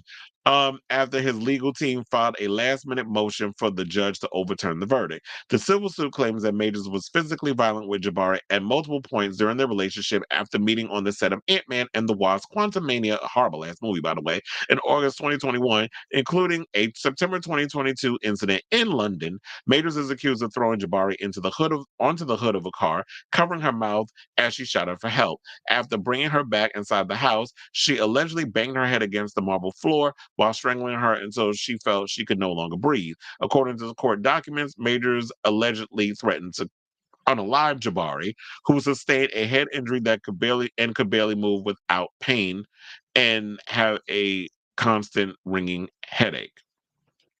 So it's a lot that goes on and on and on and on and on. I don't even know. Like, does he have? It's a long ass article. I'm not gonna sit here and read the whole thing, but for what I remember hearing is that on both sides of the relationship was toxic. She was toxic for him, he was toxic for her. Now I get the whole thing. You got your little verdict. Maybe I shouldn't dismiss it as a little verdict, but she got her verdict. He was charged for 2 out of the 4 charges. He's gonna be sentenced in April. Hopefully he doesn't do jail time. I'm hoping it's like couple years probation, pay a fine, community service. I hope it becomes that because I'm tired of y'all just throwing, I don't want to make it like, I'm not going to be afraid to say it. I'm tired of y'all throwing black people in jail over the littlest of bullshit. But then again, a lot of you black men need to stop being so quick to run to these white women when it comes to a lot of these situations. But I get it, unless it was a situation where it's like with Jamie Foxx and so many other black men out here who, black women, I don't know if they ever told him like, oh, he's not attractive. He comes across as sassy. He comes across as this and that. And that may have driven him away from black women to get with white women. We always hear like these may be the cases in a lot of situations. I don't necessarily know Jonathan Major's story, why he gravitated a lot towards white women, but that's what it is. And then all of a sudden now, because of this whole situation with him and Grace Jabari, now he want to use, and I'm going to say what I'm going to say, and I don't give a fuck. Now he want to use Megan Good as a little ticket to slither his way back up in the black people's community and be invited back to the cookout after you done turn your back on your people to go run over there with them. Now I'm all for race mixing and whatever the case is, because like I said, I am a product of being multiracial. So I have no problems with that. But what you're not going to do is throw your own people under the bus as a way that you feel to make you feel more elevated in a lot of these spaces, which is what a lot of you Negroes do. You do. And that's why I'm bringing that up. So I don't necessarily, we're just going to wait and see what transpires with this whole thing. I don't necessarily know how, I just hope I was able to say what I need to say in regards to this whole situation. But in regards to this case, I don't know. We'll just have to wait and see what happens. But I just feel like, okay, now you're trying to sue. Like, girl, you're doing too much. You already got your little thing. You was able to get, what you need to get out of the situation. He got all these stuff slapped onto him. He's possibly going to jail. Like I said earlier, hopefully he won't. They'll give him something a little more like community service, probation, that sort of thing.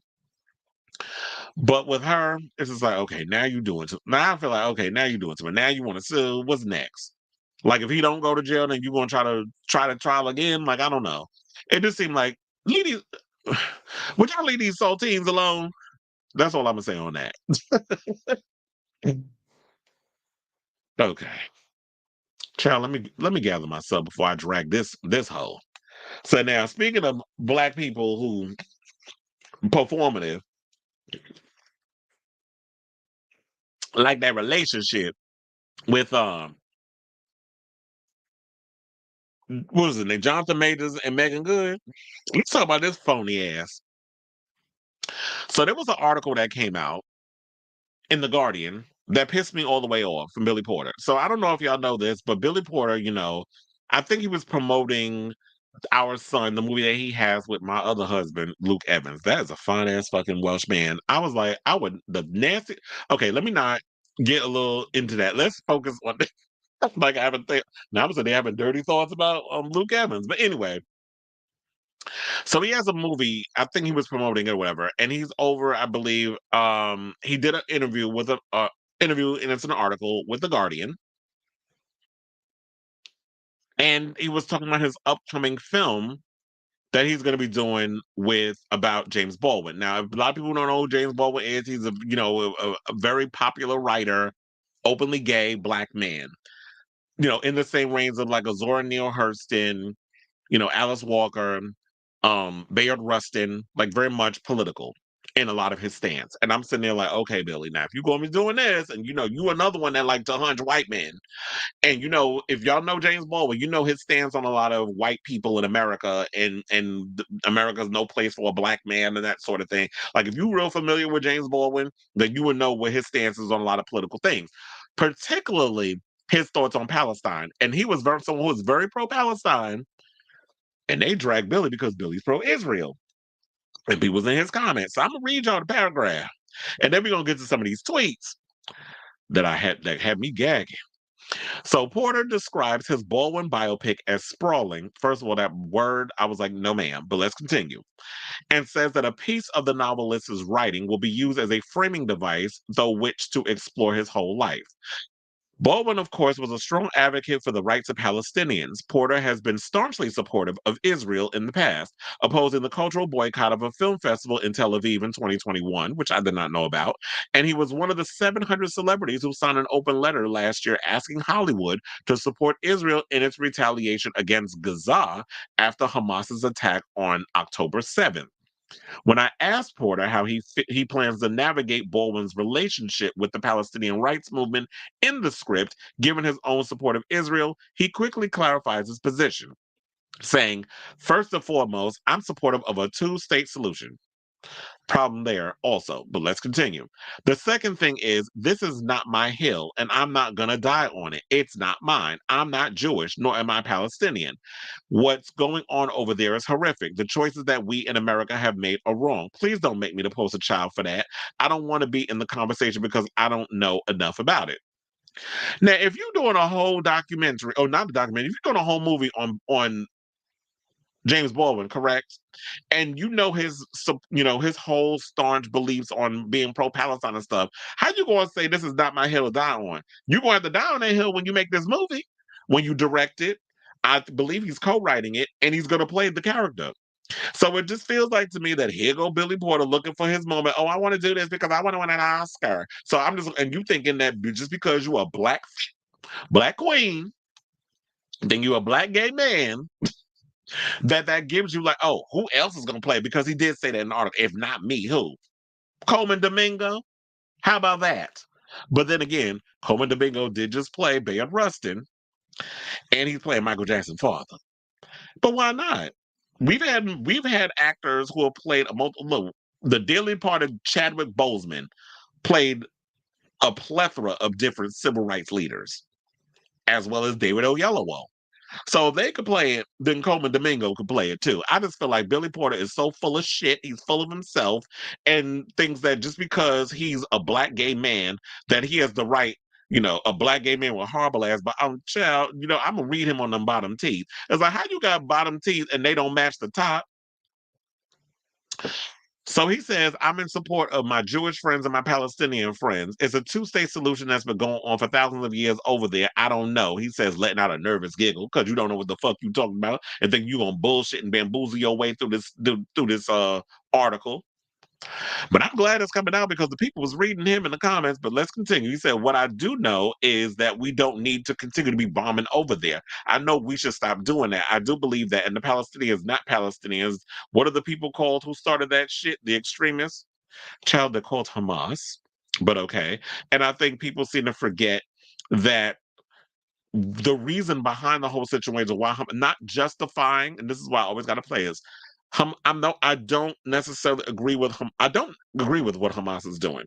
But what Hamas is doing, they're an extremist group, and this is a retaliation to all the abuse that they have received from Israel over the long run. Now, the way they're going about it and stuff is like, I get it. Retaliation is not violence. Don't beget violence. I get that. But people seem to forget that, and the things behind Hamas and everything that they're doing, it is kind of overshadowing the bigger picture. These people over in Palestine have been abused and treated like shit and pushed to the side while Israel continues to colonize a lot of their colony for not it didn't even start in October 7th. And this is the part also that Billy Porter doesn't realize. This has been going on for over 4 decades. Like, it's been going on for as before I was even alive on this earth.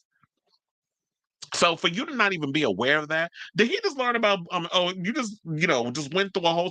Oh, who can I play next in the movie? Oh, James Baldwin. He was gay and he was black, right? Let me play him. But you're not even aware. Like, at least you're gonna come to an interview. I would think that you would be aware of who this person is and what they stood for. You don't even know, and he says it in the article because he was told the name was Hamas. Thank you. See, I don't even know. All I know is that the extremists came in and did something that was horrific. And then they would see this when you go listen to the Western fucking media. And then they retaliated. Oh, so it's just that simple. So y'all see how I get heated when it comes to politics.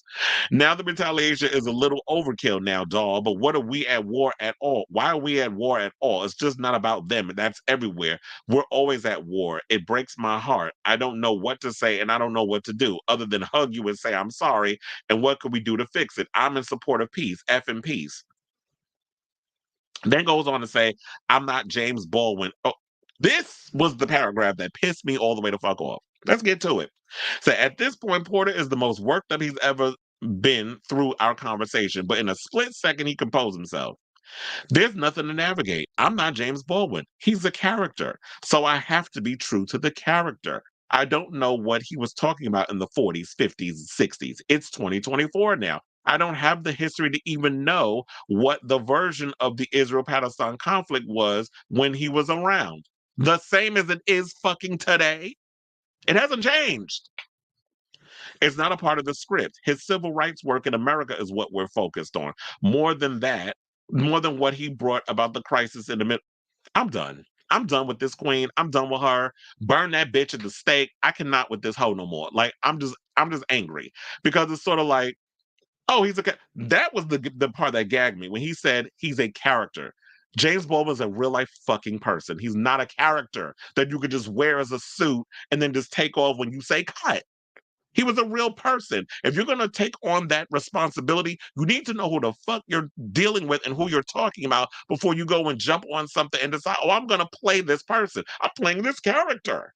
You're playing a real life person. That's like Angela Bassett coming in about Tina Turner. Oh, I'm playing a character. No, you're playing a real life person based off of a book that she wrote about what happened to her with Ike and all the her years of being in the Ikettes, Ike and Ikettes. And then when she went solo and having no money to you're not playing a character, you're playing a real life person. It's like Jafar Jackson playing his uncle. He's playing a real life person. You're playing a real life person. You're not playing a character. That's why I can't with that phony ass queen. But child, this was the guy that got me. Shout out to Cum Cattrall. I'm like, ooh, that's a fabulous name. Because when he said the shit about I'm in support of my Jewish friends and my Palestinian friends, this person said, I can't say I had the highest of hopes for Billy Porter thoughts on the Middle East, but good Lord. Then the Guy Lodge. I'm gonna get the Comic Trials post in a second. It said, "Call me crazy, but maybe he shouldn't be writing a James Baldwin. Almost said James Bond, a James Baldwin biopic." Then Comic Trials said, "This dumb little queen needs to stay home with his Warby Parker husband. First of all, he's divorced, and start actually reading James Baldwin." Then another article read that Billy Porter interview and it sucks so bad. The level of disrespect to James Baldwin and his person and his legacy is almost unfathomable. It's not part of the script. Absolutely stupid fucking idiot behavior. Another person, let me see, wrote, I mean, they kind of look alike. I'll say that. The Billy Porter interview is a lot of things, but I found this posturing around this subject both alarming and infuriating, especially for someone depicting and writing script about James Baldwin while staunchly supporting Israel. Get somebody else to do it. And I agree. Like I said, Coleman Domingo, you better find him after he finished playing Joe Jackson and offered to him. And it says Alexander Dury says James Baldwin was pro-Palestine and said that the state of Israel was not created for the salvation of the Jews; it was created for the salvation of Western interests. To say that Billy Porter will be writing and playing Baldwin in a new biopic is a massive insult to his legacy. Another person put, if this interview is anything to go by, Billy Porter's James Baldwin biopic will be the same as Maestro. Ooh, let's talk about that because they dragged what's his name? His phony ass down to the ground. What's his name? The one that like shitting on the toilet in front of his damn kids? Bradley Cooper. Yeah, he said that in the interview. And like to walk around his house butt ass naked. Have y'all checked the children? Extra points if you know what movie that line is from. It said, in this interview, if anything to go by, Billy Porter's James Baldwin biopic will be the same as Maestro, a depoliticized, opportunistic story that is far more invested in the filmmaker and his credentials than a real man. And they hit the nail on the head because that's why Bradley Cooper wasn't out here winning no Oscars, not only an Oscar but any of the awards, because they felt like it was him filming Maestro, and that is a great comparison because I think I implied that before. This feels like just something that same thing with Maestro. Billy Porter just want to jump. I mean, not Billy Porter. Bradley Cooper want to jump on a character playing a gay man. Leonard Bernstein, a musician, someone that made a lot of music and stuff. Who's also gay, but married to a woman. Y'all went and jumped on this whole situation because you thought, oh, I'm gonna play this gay man and I'm gonna get prosthetics and the wrinkles so I can look old at one point, the nose and all this other stuff, and I'm gonna get this Oscar. It just felt very paint by numbers. Like, oh, look, I'm really working hard for this because I want one so bad. And the Oscar people, they smell like a shark smelling blood in the water. There's all no bitch. We know what you up to. We're not giving it to you. And this is what it's giving me with Billy Porter, because Billy has an Emmy, Billy has a Tony. I don't know if he got a Grammy, but I know he won the Oscar. But you're not getting it with this movie, especially after this interview. And then this also reminded me of something that I totally forgot about this. Should have been on his ass from that moment that he was at I think it was at the Emmys, and he was with all them damn Emmys for playing Pray Tell over at Pose. And he went and said, with the trans character, y'all need to wait y'all turn. Bitch, they've been waiting all their life for these opportunities. No other show have y'all ever seen where trans women were the center and the focal point of a series, and they weren't winning no awards. But here come this old black sissy playing a sassy ass queen and getting all the Emmys because Hollywood is used to that. They love when a sassy black woman or a sassy third wins an award. I mean, does that in a show, whatever, because it's entertaining. That's something that's always been in the ether to see that sort of thing. So you want off of that. Now, don't get me wrong, Billy Porter definitely ate that role, but they should have been spreading the wealth. Like MJ should have been winning Oscar, not an Oscar, because she hasn't done an Oscar-worthy role, but MJ should have been winning Emmys. My girl Elektra, during that final season, because she definitely stepped into that Elektra role. Dominique Jackson, she should have been winning Emmys. A lot of the girls should have been up there. Should have won, but they didn't. So that's my overall thoughts on this. Let me know what y'all think down below. But what? This shit got me tight. And I was like, if y'all can tell, especially when I was told, like, when I read that article, I was livid. And I was like, I need to bring this up on this show. So let me know what y'all think down in the comments below. Speaking of comments, let's get to some because we got a couple. Phil Mermy said, I swear he gets on my nerves. How are you going to do a film about a gay civil rights activist and doing the basics of research for the individual? I'm not surprised he's a liberal fucking idiot. They are performative surface level act. Absolutely. And said no form of respect. So yeah, there's that. Okay, so now let's go from one problematic homosexual to another. And let's talk about Big Dipper. But like I said earlier in the show, if y'all not familiar with Big Dipper, I'm going to let you know who he is in a second. So Big Dipper is this big big rapper, gay rapper, not big in popularity, but big in size. So, he has he does music. I've seen this stuff. It's cute. It's all right. It's not necessarily my top 5 rappers. Like if I was going to a gay rappers, Caswell is is up there. Cakes the Killer is up there. I love a bunch of other. I like a lot of other gay rappers. Lil Nas X is not even in the cipher, so let's not even Saucy. None of them. But like I said, Cakes the Killer. I got my, I love Caswell, and I'm looking forward to the new music Caswell's got coming out. And then I also love Leaf. Haven't heard anything from him in a while. Zebra Cats. There's a lot of, I like that alternative, hip hop, gay vibe, that sort of thing, because he does kind of like the alternative type. But anyway, not to go off on this little tangent with my favorite rappers, but that was just to give you a little taste. But Big Dipper, I've heard some of his stuff. It's cute or whatever. He has a podcast with oh my god, with Meatball called Sloppy Seconds, and it's on the Mom Network, which I think is a play on WoW, and I believe it's owned by Willam and Alaska from Drag Race. They run it, and people don't, they have the little podcasts and stuff on there. So anyway, he's getting dragged because he did a segment on the show where some are saying should have been left on the cutting room floor. So while chatting with co-host Meatball and a special guest, RuPaul's Drag Race legend Ben de la Creme, or as I like to call, and many, Ben de la Christ, Dipper revealed his shady tactic on how he screens guys he meets on hookup apps. Well, thought about reading it, but I was like, let me play the clip. Now, I don't think we'll get flagged. Please, Willam, don't flag me. Love you, girl.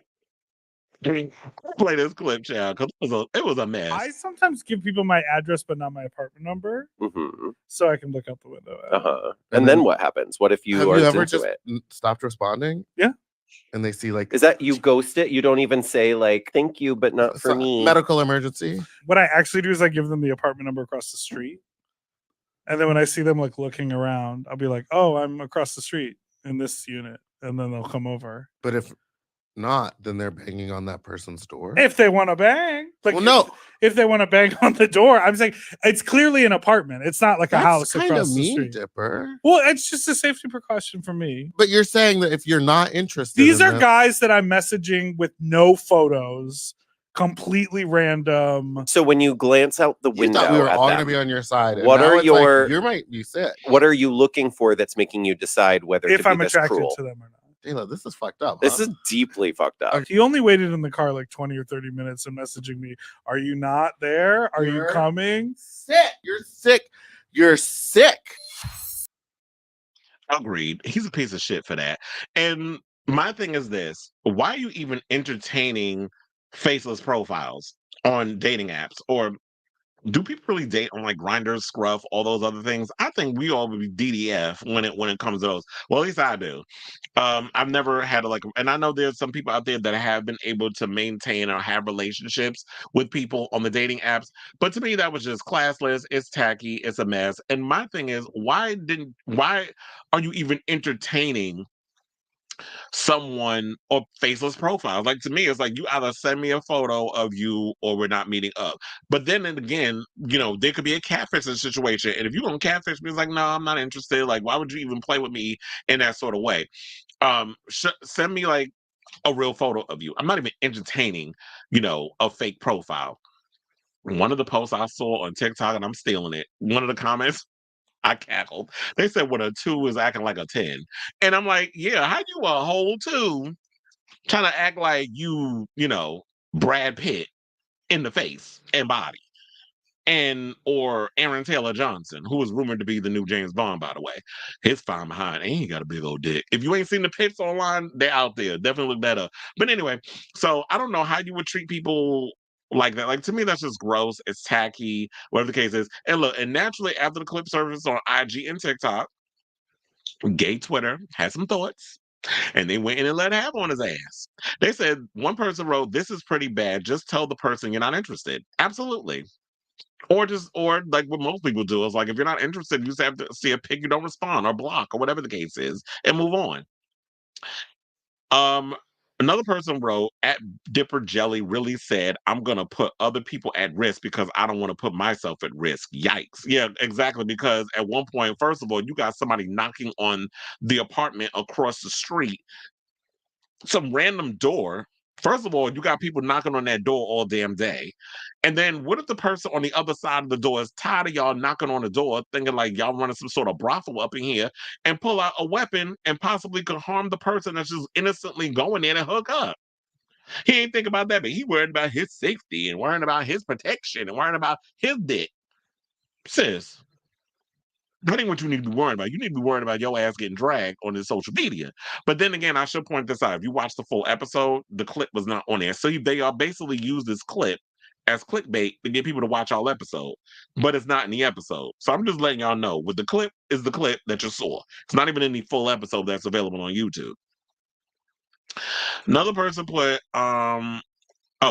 in response to what Chat of the Stars said that I read y'all about, I'm going to put other people at risk because I don't want to put myself at risk. Another person put, right, because it's just a safety precaution for me, but you're not thinking of the potential harm you're putting the other guy in if, God forbid, they bang on the wrong door and get harmed, encounter a serial homophobe.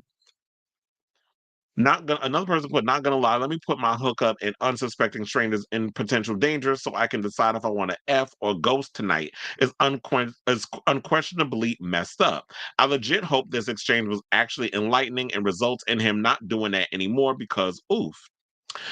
Another person put, is Big Dipper messed up for doing this? This is repugnant. What a weirdo.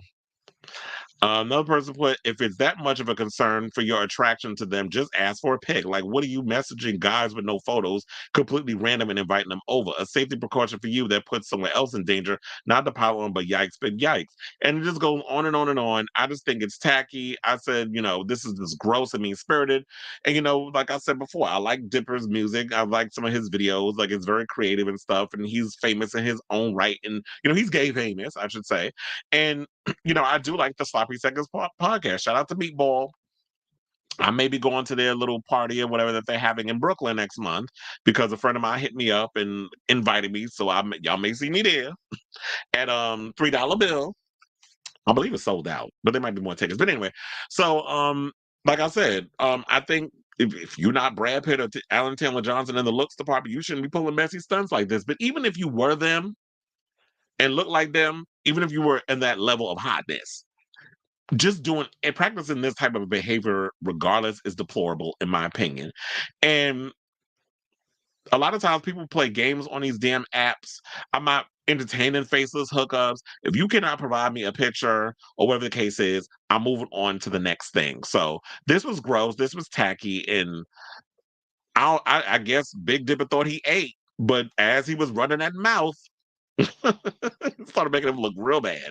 And I saw people in the comments was dragging they were dragging Meatball, and she said, if y'all was paying attention, and she did respond on Instagram. She said, if y'all was paying attention, that you would know, like I said, I was totally against this. Like, I don't understand people like y'all don't listen. Y'all just be wanting to lash out and not paying. She did say, instead of getting like listen to half a story and then cutting it off, that she was totally against what Big Dipper did. So shout out to her and shout out to Ben Dilla Christ for doing that episode. Okay, so if they're faces, why not just say not interested? Absolutely. Like I said, like that's just mean girl, and you not even all that in a bag of chips to be acting like that. So child, the arrogance, isn't it always the busted ones, the boogers that be out here trying to act like they, they full on fierce in the face or whatever the case is? But y'all a hot ass mess.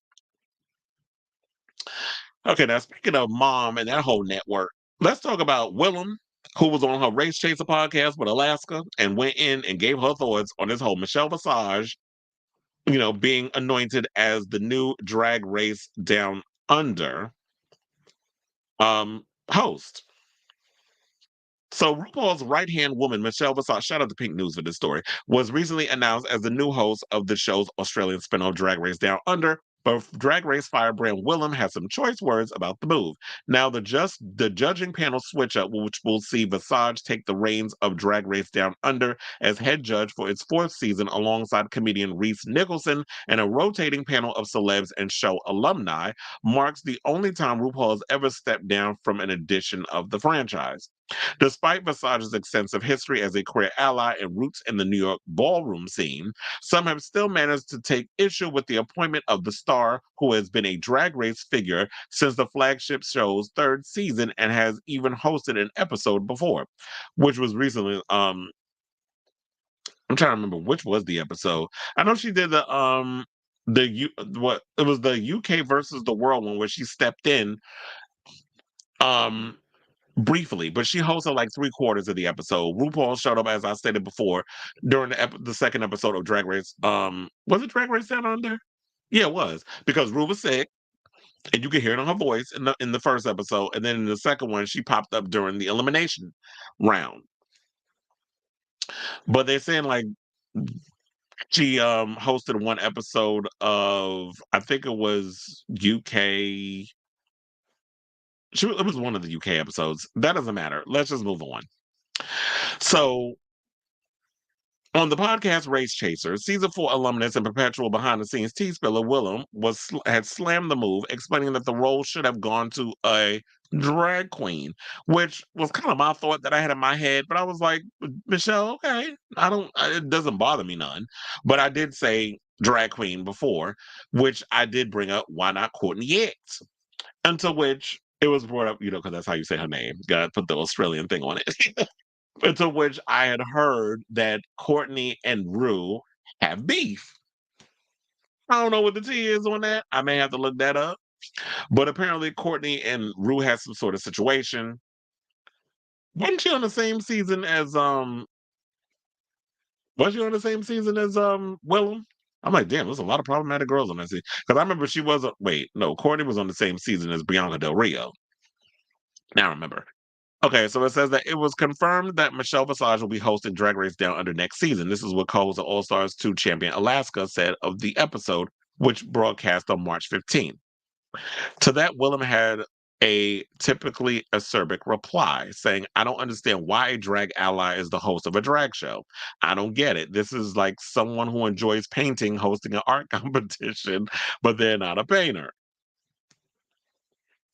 Defending Visage, Alaska says she has earned her due. She has been on that panel by Ru's side for over a decade. Interrupting, Willam argued that doesn't make her a drag queen. Why would you have someone who is not a drag queen hosting a drag show?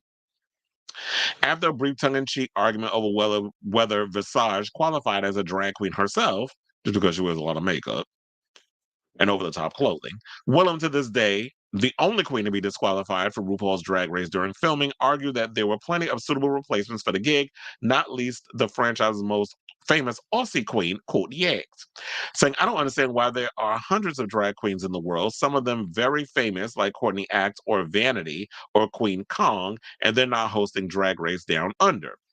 And now they have Michelle hosting. Who's not a drag queen. It's like someone who was celiac hosting a baking competition. Alaska interjected with, I don't know that that's an apt comparison. To which Willam concluded, it's a limiting factor. They don't do drag. Michelle does not do drag. I don't think people want to see Michelle Visage host a drag show. Again, referring to her AAA Girls bandmate, Willam asked, why isn't Courtney there? It's a gross oversight. It's a blight on your history if you do not have Courtney Act hosting. Which that I would say that would be perfect if they would have had Courtney, hosting. But like it was stated before, there's personal reasons as to why she's not hosting. Apparently, her and Ru have beef, so it's more than likely she's not gonna host it. But Willam added that app candidates for Australasia have been ignored for the role. When her gig as host was announced, Visage released a statement where she thanked Ru and all this other stuff. But it's like, yeah, if anything, what's going to happen is you're always going to get stuff passed down to you because who you know and who you're cool with. And RuPaul, of course, is going to give it to Michelle Visage, just like he doesn't want drag queens sitting beside him on that panel when he's judge or whatever. He wants to be the HBIC. I want to be the one that passes gives you the opportunity. I don't want y'all sitting next to me and possibly upstaging me. But I do agree. I would have loved to have seen a drag queen host Drag Race, but because Michelle is a familiar name and people know who she is, I would have checked it out regardless. But here's the thing: there were people from the other spinoffs. Drag Race Mexico got Valentina. You got Jiggly Caliente as a judge on the Philippines one. So and you got Brooklyn Heights co-hosting and judging Canada. We're gonna get into Brooklyn Heights in a second because she is a part of the next topic that we're gonna talk about. But for the most part, I don't know. I would say I'm indifferent about the whole situation. Like I'm not upset or excited about it. Like I said to y'all in a previous video when I talked about Drag Race Down Under and her being a part of it, I'm not necessarily a big Drag Race Down Under fan. I didn't like the seasons when I watched it. Like I could never really get into it. It's kind of like with Canada. The only time I got into it was when Malinda Verga was a part of the show and she had a whole situation. We're gonna talk about her in a minute too because she's a part of the next topic. So I didn't get into the Drag Race Canada until last season. Same thing with Drag Race Down Under. Maybe with Michelle being a part of the show, and depending on if y'all got some interesting queens on there, I'll be interested. So I'm just gonna wait and see what the season feels like and what the vibe is, and if Michelle is gonna give what needs to be given as a judge, and I'll just judge off of that. But I get where Willam's coming from. And I always love when Willam goes in and lets have and critiques the show as she should be able to. And shout out to Alaska, because I know sometimes she feels that just because she's doing a podcast with Willam, she feels like it hurts her over at Drag Race, even though she does show up at DragCon and she is booked and busy and working and stuff. She does feel like because of her association with Willam that she feels like we're the one that punishes her in a lot of ways, and I don't understand why, because she's her own individual person. But anyway, so let's move on to our final topic and talk about Ms. Naysha Lopez, who got dragged on social media about her comments over drag kings.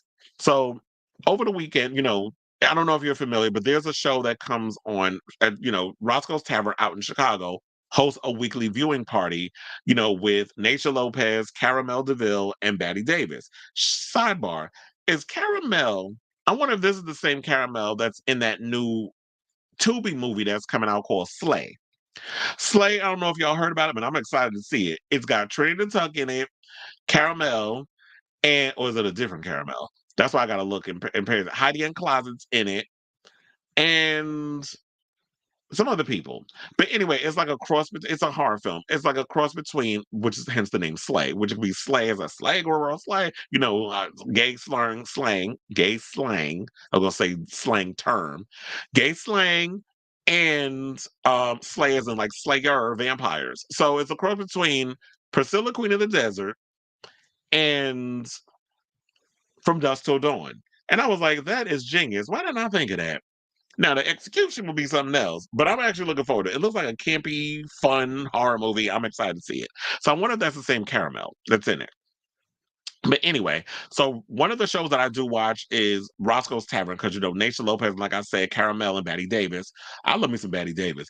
They co-host and they bring on drag race girls or old and new on the show, and they basically it's a watch party, and then in between commercials, they ask questions to the queens based off of what they've seen in the episode, and they ask just regular questions, whatever. Then the audience asks questions, so on and so forth. So it's a really good show if you have not checked it out on YouTube. But Naysha found herself in hot water when a question was asked from the audience. What does she think about seeing? What was it? Oh, it said, would you love to see something different happen with casting? And she also had Brooklyn Heights, who was a season 11 runner-up and a host of Canada's Drag Race. And then she had Marlene de Verga on there, who was a season 4 contestant from Canada's Drag Race. And so they were talking about what changes they would like to see on the show. And they were talking about they would like to see drag kings on Drag Race. This is what Brooklyn said. But I do have the clip. Shout out to Twitter. And I'm going to play that clip. and then we'll come back with the show. Because I thought about reading it. I was like, I want y'all to see it, and then we'll come back as a class, and then I'll give my overall thoughts.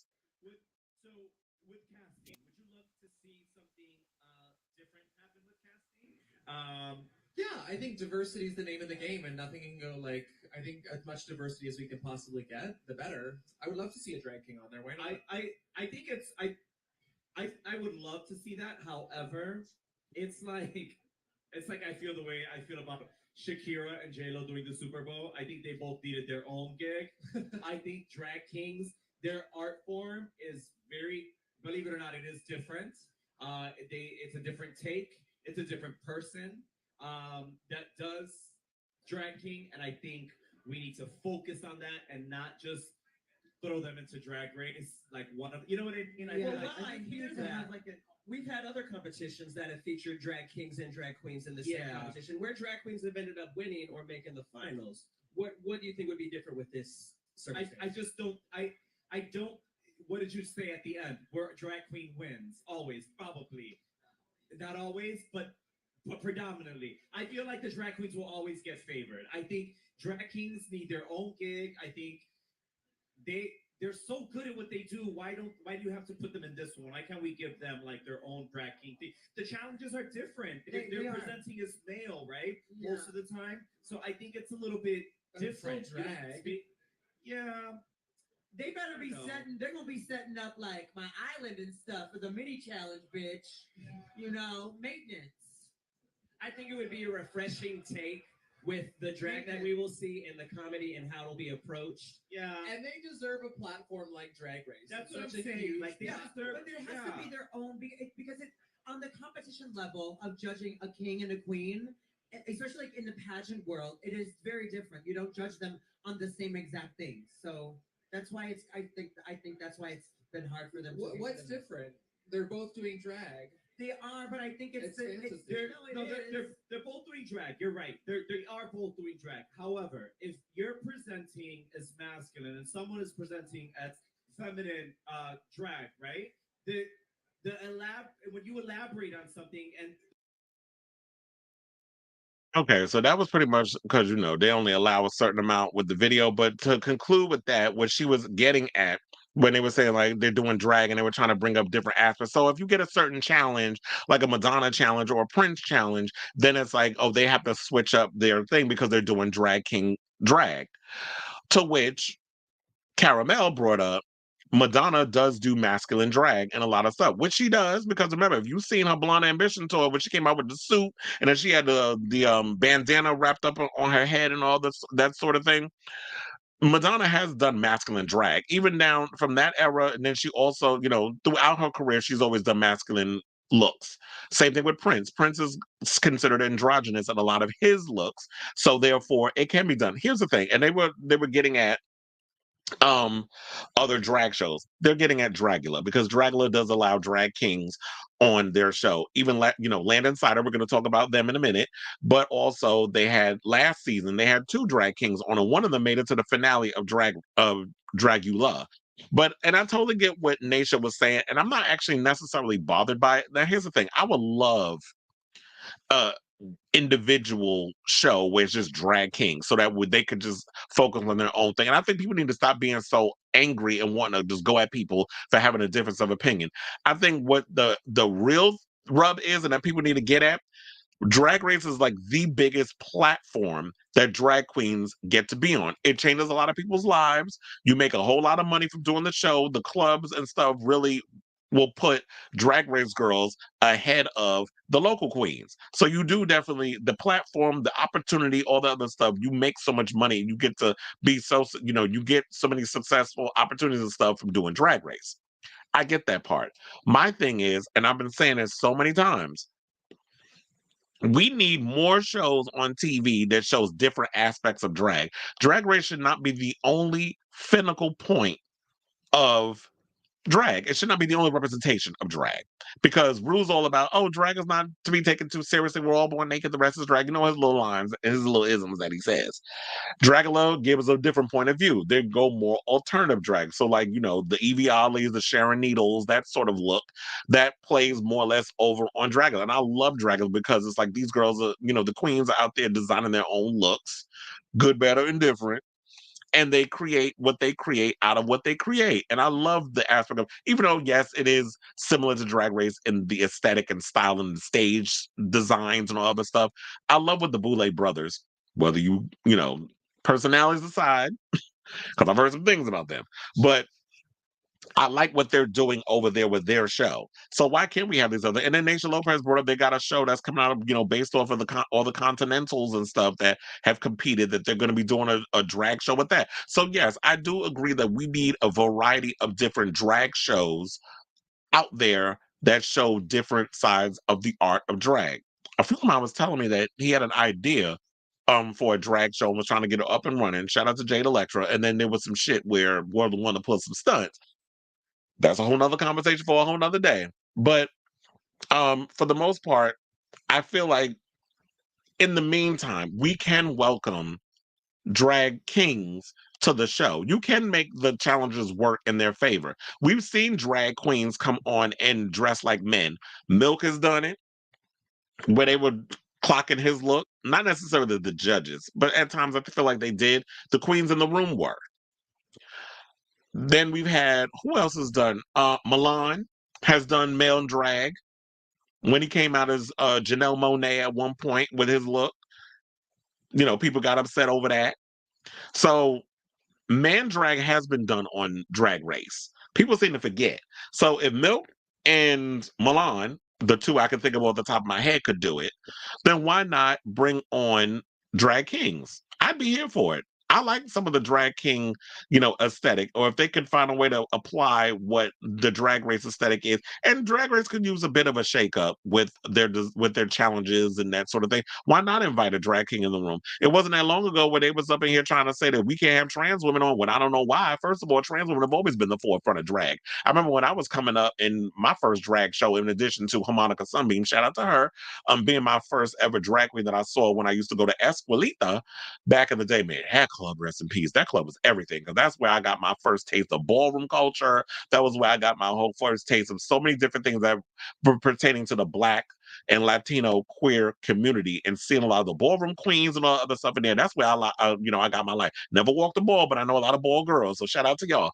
But I was too scared to back in the day. But you know, when it comes to a lot of the stuff, like first ever trans drag queen that I ever saw was a woman by the name of Karen Covergirl. Like she was the first ever trans drag queen that I saw that would perform. Had the big boobs and fierce body yada yada and the gowns and the hair and all this.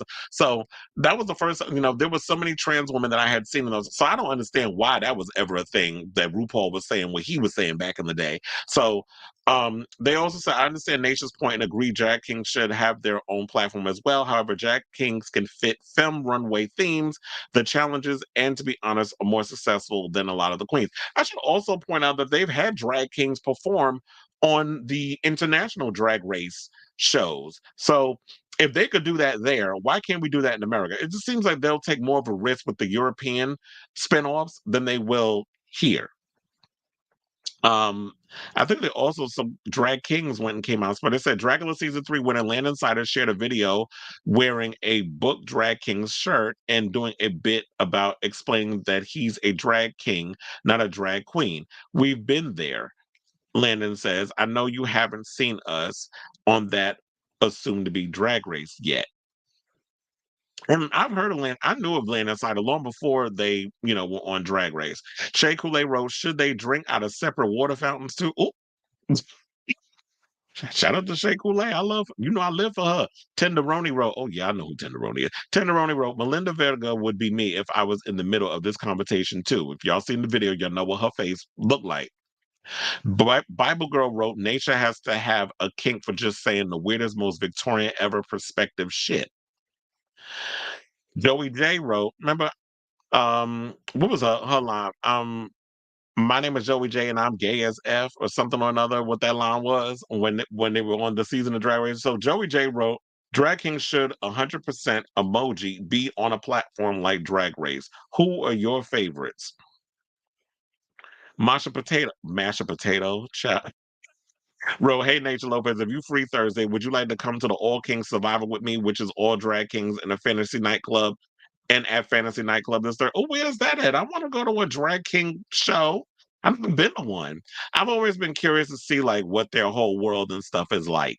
So I would love to go to a drag king show. If y'all know some good, I may have to look that up. Do they have drag king shows in New York? I be hearing so much about drag queens, but I don't know a lot about drag kings. But anyway, to wrap all this up, it said Glittery Trash Cat wrote, "Chicago starting drag king discourse, and we have such a large pool of kings slash things coming up, and slaying the scene is the most Chicago thing I've heard this week. Tell me you haven't been paying attention to local drag without telling me you pay zero attention to local. Well, look, quiet as it's kept, Naysha Lopez don't even live in Chicago. She live in LA. She fly out to Chicago to get that check for doing the show that she does. Love Amy Stool. Child, anyway, support drag kings competing against queens or just performing and existing." So it goes on and on and on. Shout out to Out Magazine for doing this article and having me be able to shake my brain in this whole situation in regards to talking about this. But like I said, to wrap this up, I don't mind drag kings. I would actually like to, at first I was like, yeah, maybe they do need their own show. But I would really be curious to see how drag kings would fit in the whole drag race platform. Like they said, we've seen they didn't start out doing drag kings on Dragula, but they wound up finding a way to make them fit within the challenges. And I feel like Drag Race could do that. Y'all could bring some drag kings on and see how they fit within the spectrum. If they could do it on the European spinoffs, y'all could do it in the American one as well. So y'all need to get it, let's diversify. Let's shake the table. Let's try different things. And here's what I always say. If Drag Race is not going to build the space for drag kings to appear, on Drag Race, I always say if you build it, they will come. So if there's somebody out there that wants to make the opportunity to build the show, build it. And I'll put my hat in the ring. I'll help. I'll throw some money behind it. I'll produce it. I'll even be a judge. I don't want to host it. I'll be the judge. I'll be the Ross Matthews of the. Well, I'd rather be Ross Matthews because I can come with some puns. Or maybe I'll be the Santino and I'll sit on the panel and I'll judge because I love drag. And just because, and I always feel this, maybe go back to the whole Michelle Visage thing. Just because you don't do drag doesn't necessarily mean you don't appreciate the art of drag or love drag queens and drag culture. Because I grew up in drag culture, so and I, long before there was a drag race, I was going to drag shows. So there you have it. And I got some comments on this. Let me see. I'm confused. Why shouldn't they have their own space? That isn't inherently a bad. I agree that like I said, I would love to see Drag Race. I mean, not well. To go by what you're saying, I would love for drag kings to have their own platform. Why not? They should. But I guess when people are looking at it, oh, you're trying to discriminate. Oh, you're trying to keep us. Oh, excuse me. You're trying to. Why can't we be a part of that space? And the way I'm looking at it is, oh, so y'all want drag kings to participate on Drag Race because of the platform, because of what Drag Race, the opportunities many queens who go on Drag Race get from being on the show. So that's how I see other people are looking at it. But on the flip side, I was like, I would really be curious to see how a drag king fits within the whole Drag Race format. That would be cool because now, he went from gentlemen start your, or was it ladies start your engines and may the best woman win. Now or it used to be gentlemen start your engines and may the best woman win. Now it's ladies start your engines and may the best drag queen win. So now over the years, because the show has evolved, he had to change the line in the show, which I meant was like, yeah, drag queens are drag queens. People are who they are at the end of the day. And drag is anybody can pretty much do drag. We have women out here, cis women doing drag. We have non-binary people doing drag. We have androgynous drag. We have so many different aspects of drag. Now, if your show is trying to fit a specific format on Drag Race, and you want to just stick with that, then okay, just say that our show is this specific thing, and that's that. And if you want to call people a bigot or discriminative because they won't let other people into the room, it is what it is. Like I said, build your own shit. If somebody's not gonna let you in that room, like Beyonce earlier, the country people gonna throw shade at her, instead of getting mad about it, make a country album and shit on them bitches.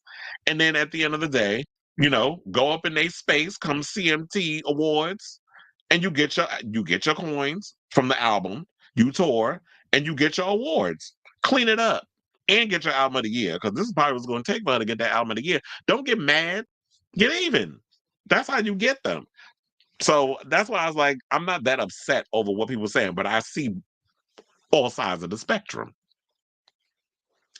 We've been so inclusive with everything that if we have anything that's exclusive or any sense of individuality, it's good. And that's another thing that I was thinking about too, is the fact that, you know what, let drag race is its own exclusive thing. Dragula is its own exclusive thing. They only focus on, filth, horror, and mixing all those things up in there. They're more of an alternative drag.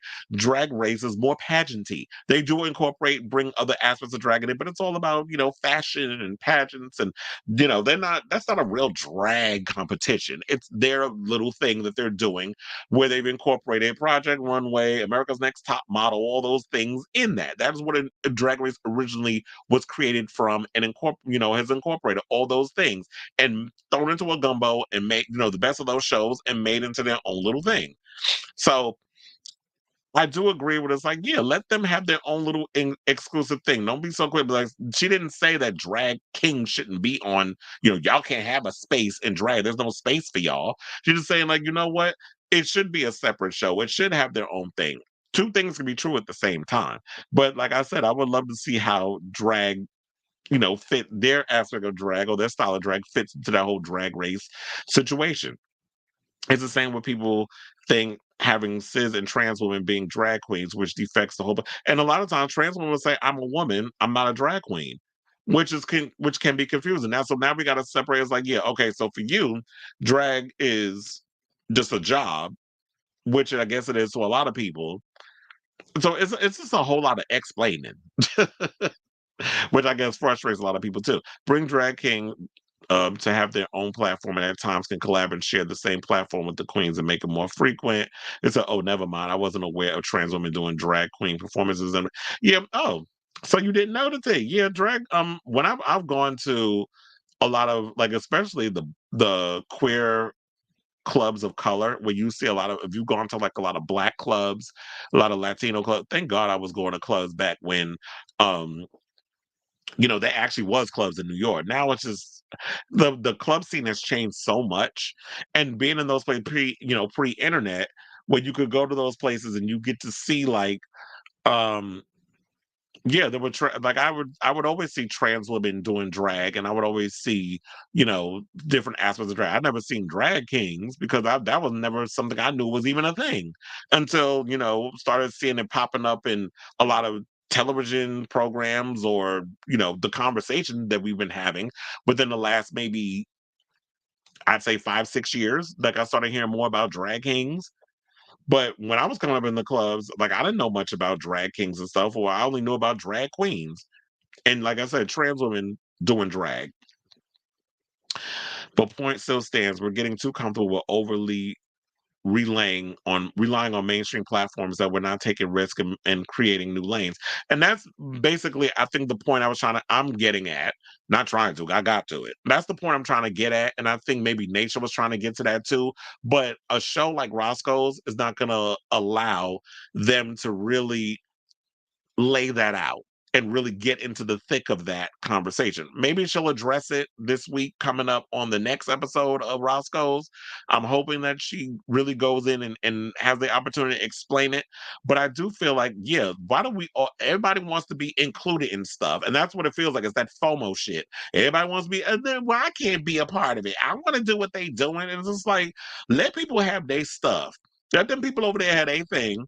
And if you're not going to invite me into these spaces, I always, like I said with the whole Beyonce thing, just create your own thing. Don't wait on somebody to give you the opportunity. Create your own show. If y'all doing out here doing like look, Alaska went and created her own little drag pageant. that you could watch the behind the scenes and everything on. I think it's on Out TV or something or another. My friend David worked with her on that, by the way, some behind the scenes stuff. So why not, like I said, create those opportunities? I mean, there's ideas that I got for shows that I'm like, you know what? I had the coin and I knew the way, and I had the wherewithal, and I knew the people. I would create certain shows, but I do know people, so I need to get cracking on them ideas and things. But anyway, so Taylor says also that separate fountain analogy is stupid for it's not based on discrimination. It's about, well, that's what basically Shea Coulee was trying to imply, that, oh, you're trying to say that drag kings, yeah, that was Shea Coulee, the drag queen from Drag Race, who was supposed to have won her season, but oh, wait, she did win.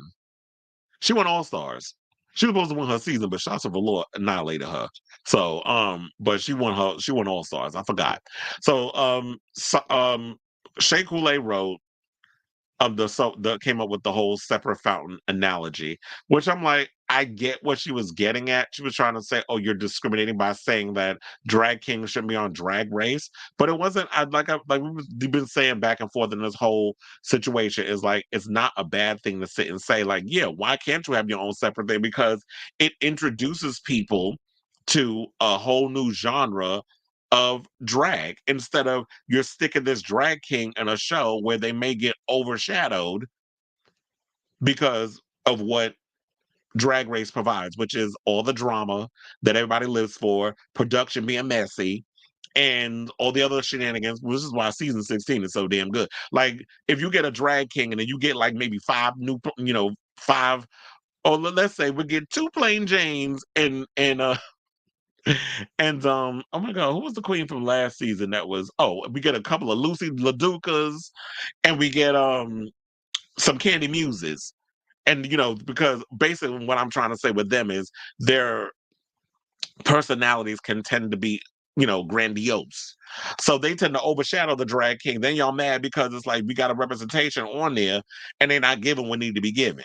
And so y'all gonna get mad at that. So I feel like I would love to see a show, and I'm gonna stick with it, what I said. I would love to see a show if Drag Race is not gonna take that risk and bring on, and yes, we'll say it's a risk because it's something different that they haven't done. And it might not be a big deal once they go there. But it would be cool to see if they could bring a drag king on. And if they get overshadowed, y'all can't get mad. They did it. They brought somebody on. Some would say that when they started going and bringing trans girls on the show, that it felt like y'all were trying to overcompensate for the fact that y'all wasn't bringing them on. But that's a whole nother conversation for a whole nother day.